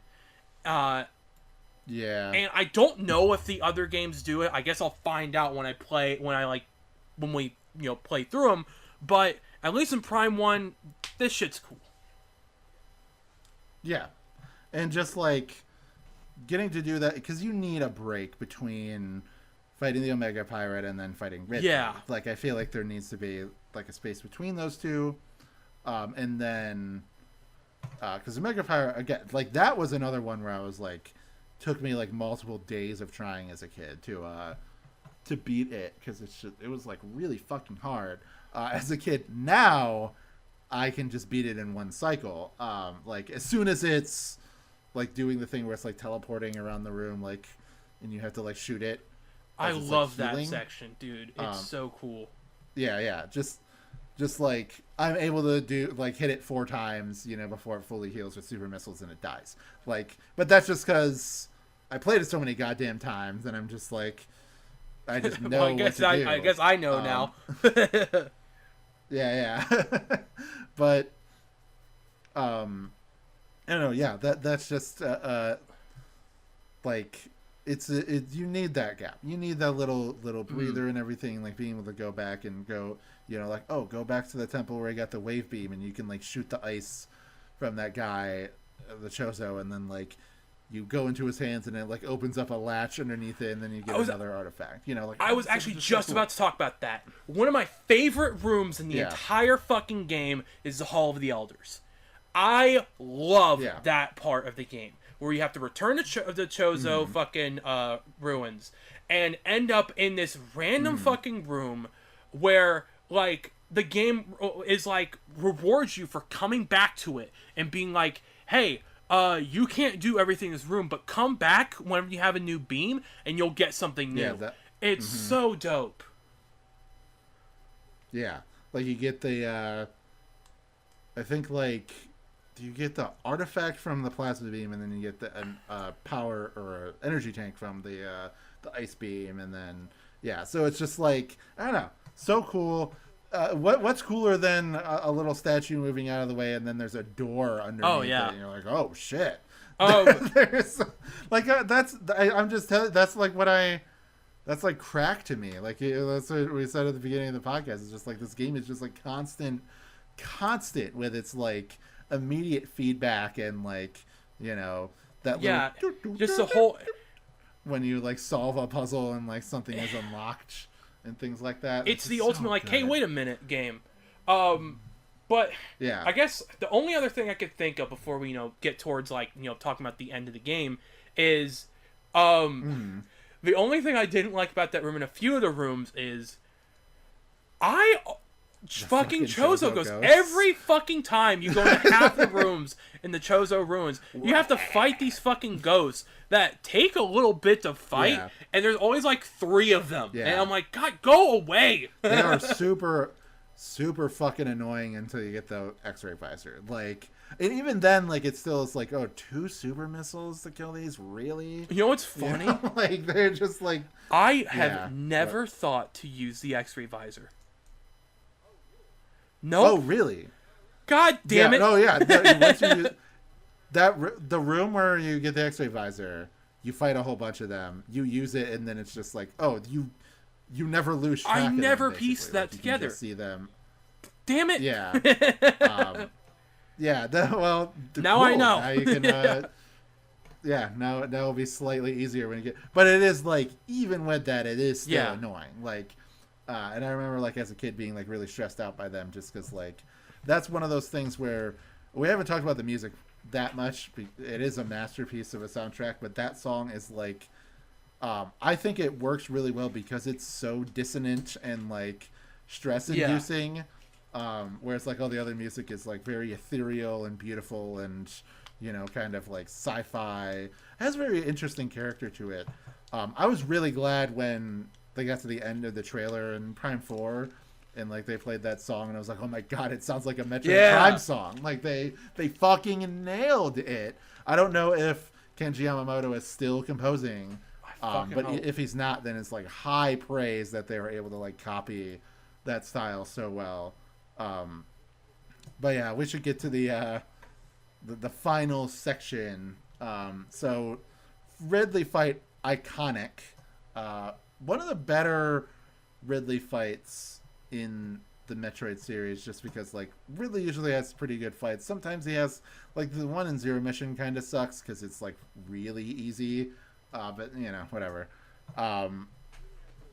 Ridley has really good fights. The one in Prime 3, like at the beginning of Prime 3, you're like falling down a pit fighting him is like fucking awesome. But this is just like, all right, here you are. You're all decked out. This isn't a fucking gimmick. You're just fighting a big dude and he's shooting missiles and shit at you. And like you getting all the artifacts, putting him in place, and then he just immediately starts destroying all your hard-earned work. It's just like such a so like, cool. Man, fuck you. Like a visceral way to make you hate him. Like even because you're not Samus, you don't have a personal hatred towards him. But like that moment makes you be like, man, fuck you. I just did all this shit, and then you just like completely destroyed it all. And then like that's another thing where like, oh man, I love that you have multiple phases, and like the final like quarter of the battle is the second half of the fight. Like the final like quarter of his health is when he like loses his wings, and that's like, all right, now the real fight has begun, basically. At that point, because he gets like way more aggressive, he's dealing a lot more attacks and more damage. Shit. He has like, very precise openings to his attacks and everything. It's just like really a test of your endurance and reflexes. Like probably the hardest boss in the game. That is like, I don't know, like, but like ratio to like your power level or whatever, in the sense that like I usually never like lose or like have any trouble with it, but like it really tests you. But I think by that point in the game, you're like, really equipped to deal with it. It really is almost like a final test before it's go time. Yeah, the Metroid Prime, and then like, what else can you say? You beat him. And then like the fucking Chozo, like the statues just like light up and then like shoot lasers at him.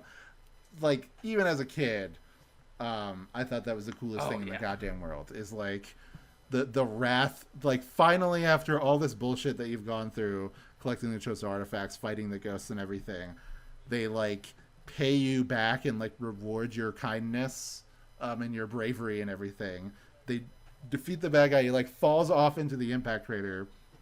Oh, that's one thing that I didn't mention about Phazon Mines. I fucking love the fact that like as you're going through the elevators down to like the lower sections, you can look out the window and see how far into the crater you are. Phazon Mines feels like the biggest area because you have so much like visibility of a bunch of different areas. Even if like Fendron Drifts might actually still be the biggest area in the game. Could be wrong, but Phazon Mines feels huge, especially because you're going down a bunch of fucking levels. Like, the map is crazy for Phazon Mines. Yeah. But yeah, so like him falling like all the way down in a crater, exploding and everything is just like so good. And then like all the ghosts that aren't insane, like helping you and like creating the portal to get into the impact crater. It's just like, again, it's such a good like hero's journey type moment of, even though your plan A failed, you were rewarded, and are able to like get the ending that you wanted either way. And then like the impact crater is so short, but it does leave like such a strong impression. The fucking soundscape of it is like insane. Like it has that weird like Phazon radiation sound, but like taken up to another level.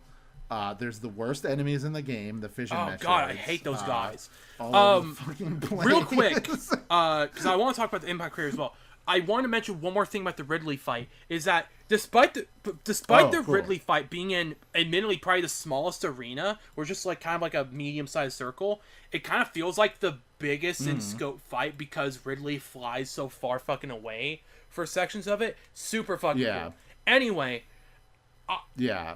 And him just like launching missiles from like a wild distance at you is super. And when he like flies by to fucking like give like the fucking like beams up. So hell yeah. Anyway, the impact crater. I remember when I first like beat Metroid Prime. I got to the impact crater. And I was like, "What the fuck is this?" With all the fucking teeth and like weird, like almost like it almost feels like the inside of like a mouth or something. It's weirdly like red. Yeah, it's disgusting. It's like Phazon already is like an invasive, destructive substance. This feels like pure malignant tumor. Like it's gotten to such an extreme level at this point that the Phazon is orange and there's like organic material growing out of it, like teeth and everything. And it's just like, it is just like disgusting and weird. And the music is like barely music and everything. And like, getting to like going there and like entering that room and like fighting the Metroid Prime, like confronting it. I fucking love this fight. It's like Metroid has so many really good boss fights that it's like, I can't say this is the best one, but it is pretty high up there. And like, I don't know. Like I think as far as like a true test of all of your abilities and everything, it's a lot better than Super Metroid was more of a like cutscene disguised as a battle, and then like same thing with like Fusion. It was really just you're fighting the SAX. It's this really like stressful battle, but you just keep on using the charge beam and you'll win. Don't worry about it. And then this is like you got to use every single one of your beams. You got to use beam combos. You got to like strafe and jump and like morph ball out of the way of attacks. It's a do all this super stuff. Involved fight. It's just like, yeah, very, very involved, multi-level, like constant like burrowing into the ground, like after each phase, like just getting aggressive. And then by the end, he starts to like really shift things up, which is like just super cool. Really fantastic design though, because it's like you just look and you're like, what the fuck is this? Like, what is this thing?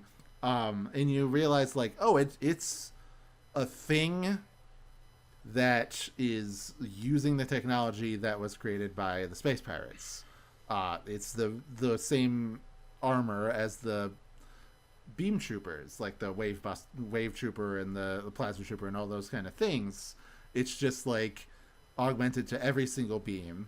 Instead of just one at a time. And, so that's like immediately like visual storytelling. You're able to be like, okay, I know how to beat this thing. If it's yellow, I shoot it with a power beam. If it's purple, I shoot it with the wave beam. And then it makes it so that its final phase is like, oh, that's this thing's true form, its essence. That's what the Metroid Prime is. And it just inhabited this thing like a shell. So like I love how like you're saying about the armor stuff.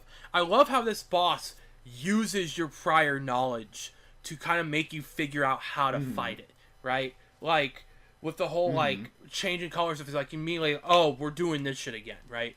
And it's fucking super like neat and cool and stuff. And the boss looks amazing. The music's super cool because it's almost like industrial almost with how like kind of like clangy it is. And to contrast to your point about how the fight feels a bit anticlimactic, I do get what you mean, right? With the final phase kind of just being like this kind of like easier, like because like the first part can be pretty tough and the second half definitely isn't that. However, it does this thing that I kind of like, especially in final bosses, like Star Fox Assault does this, where the second half of the fight is a victory lap, where it's like, I'm gonna fucking kill you right now, and I'm gonna fucking, like, watch out, dude. And so, like, stepping in these, like, hyper beam, like, puddles and just unloading on it, super fucking cool.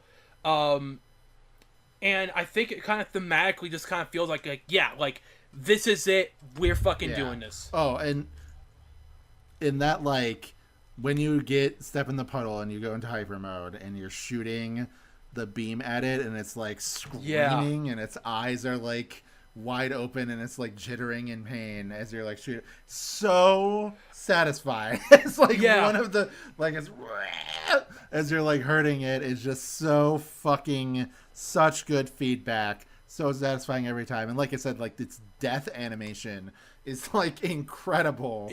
It's just so cool and like otherworldly. It feels like it is like some kind of Cthulhu demon.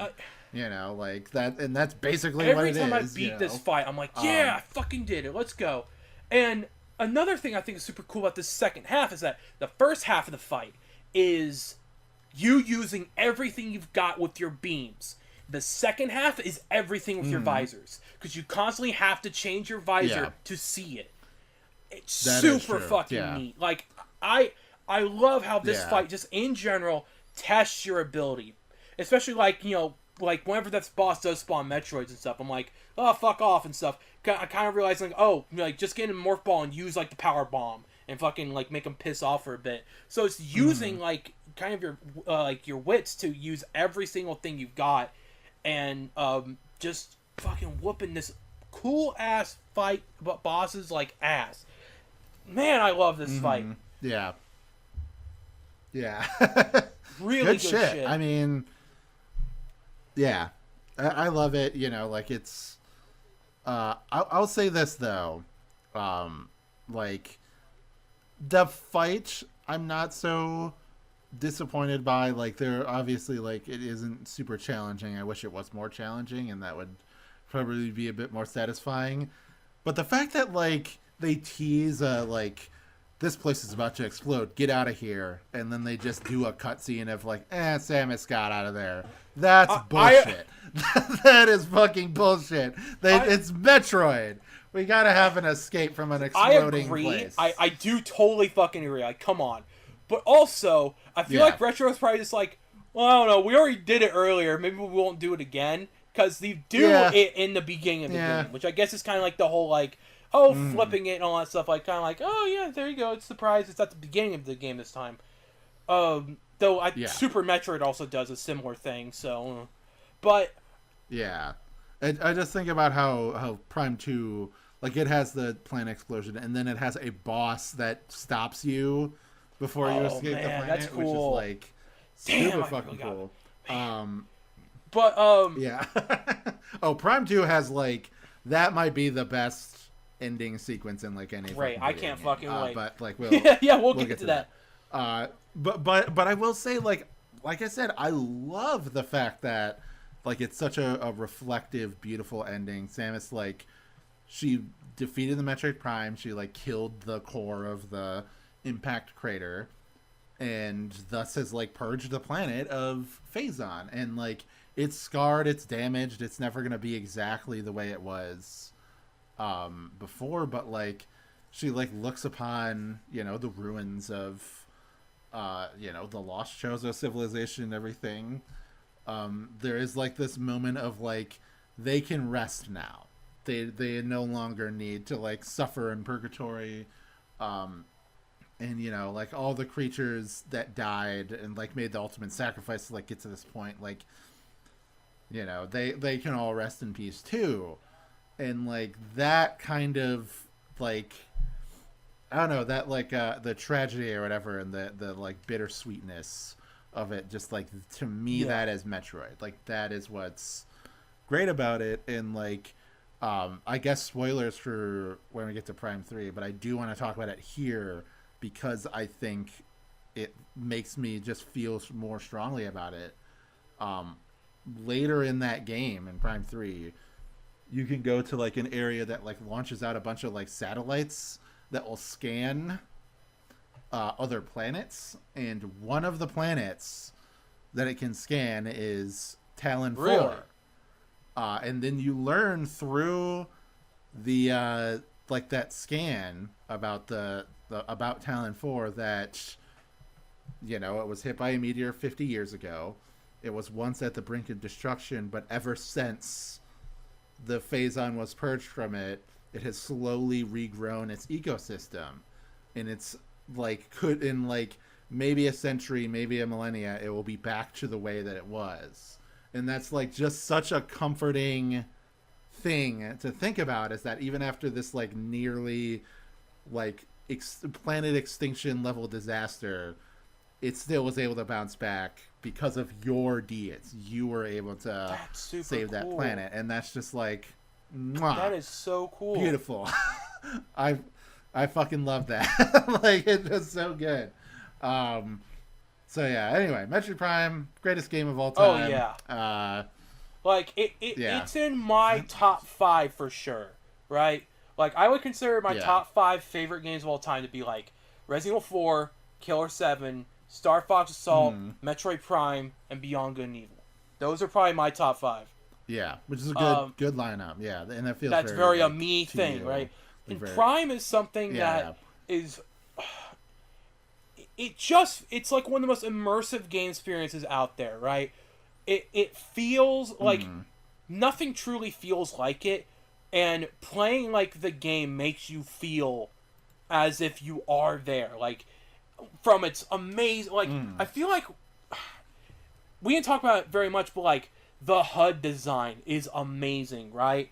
Yeah. Every fucking aspect of the game, it's just, like, ridiculously well designed and, like, so well considered. And I was watching some reviews from back in the day, like, you know, the X Play review or fucking we're Yeah. Bush Playground, Electric dumbass Playground with Tommy idiot. Tallarico. But I do like Victor Lucas. I'll give him that. Anyway, Sure. like they're all like and even the GameSpot review with fucking Greg, where he was like, "You buy a GameCube for this game, or you're stupid," and he was like, "Best Metroid game ever." Yeah. Anyway, but everyone had this kind of uncertainty where it's like, you wouldn't think that first-person Metroid Prime works so well, and the thing is that really thinking about it, I don't know how a third person, like, if you made this exact same game and put it in third person, I don't think it would have worked as well. No, like, no. To me, like, third person could work if the game was purely like Days on Mines, you know, like that kind of level design and like aesthetic.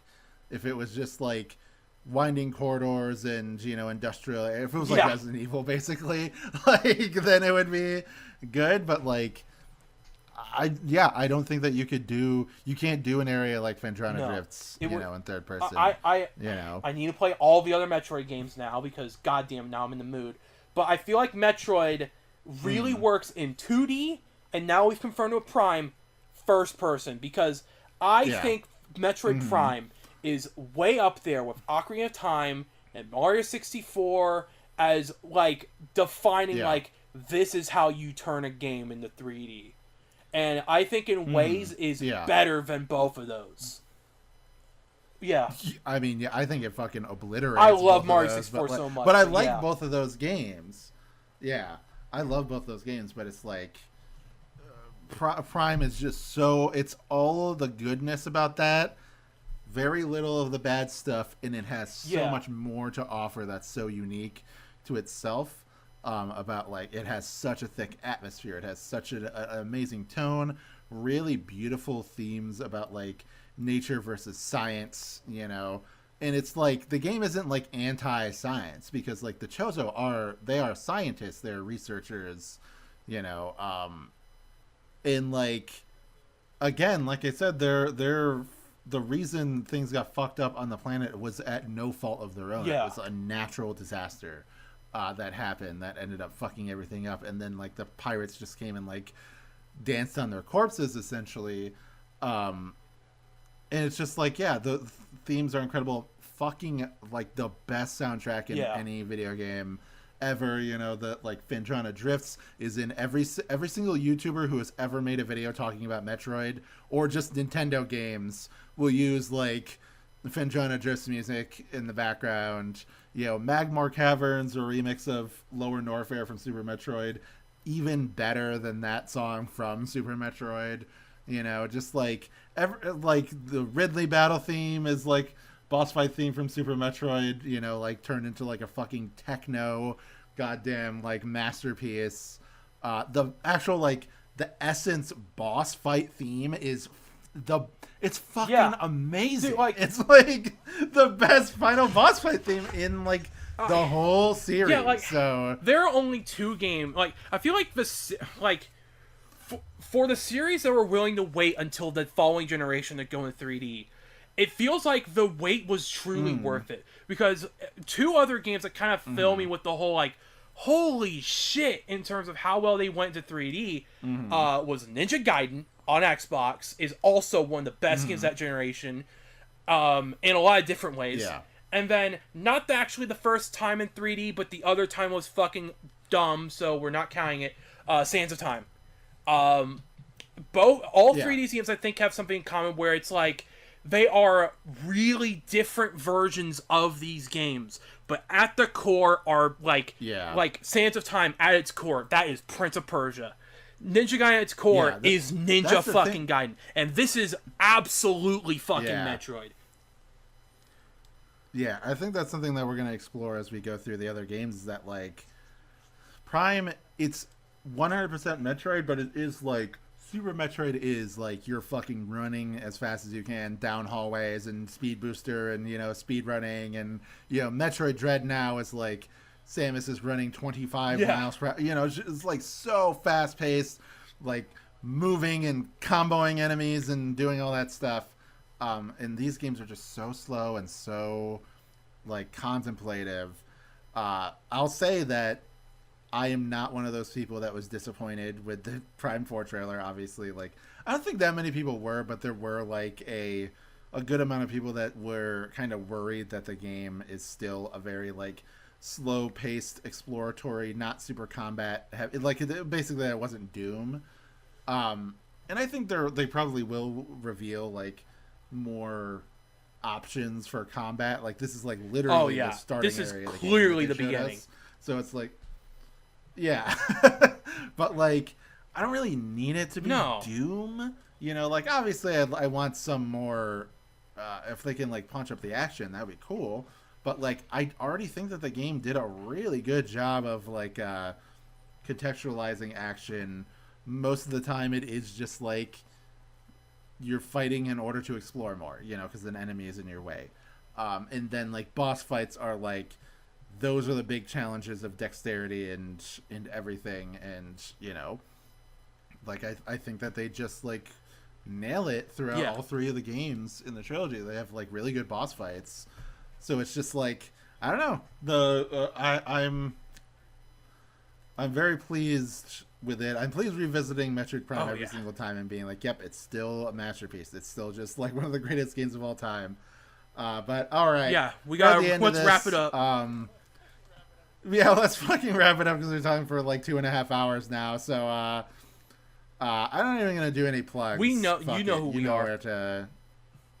You know where to find me. I'm probably gonna put this on Patreon. So like, yeah, if you're just already on the Patreon, then like listen to that. If you kind of want to put it on the free feed, maybe I'll like put it up on Patreon first, and then I'll throw it up on YouTube.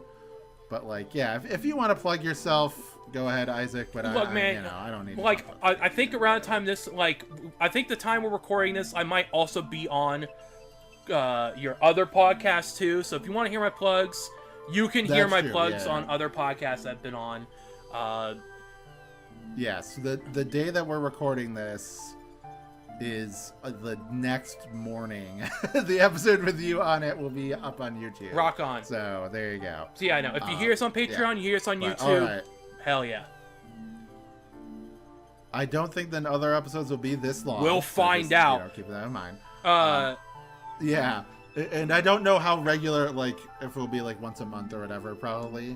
But, yeah, I'm very excited to get to Metroid Prime 2. I fucking love that game as well. And I'm always down for an excuse to replay it. So, join us next time. Everybody play along with us. We'll talk about Metroid Prime 2. See you soon. See you there.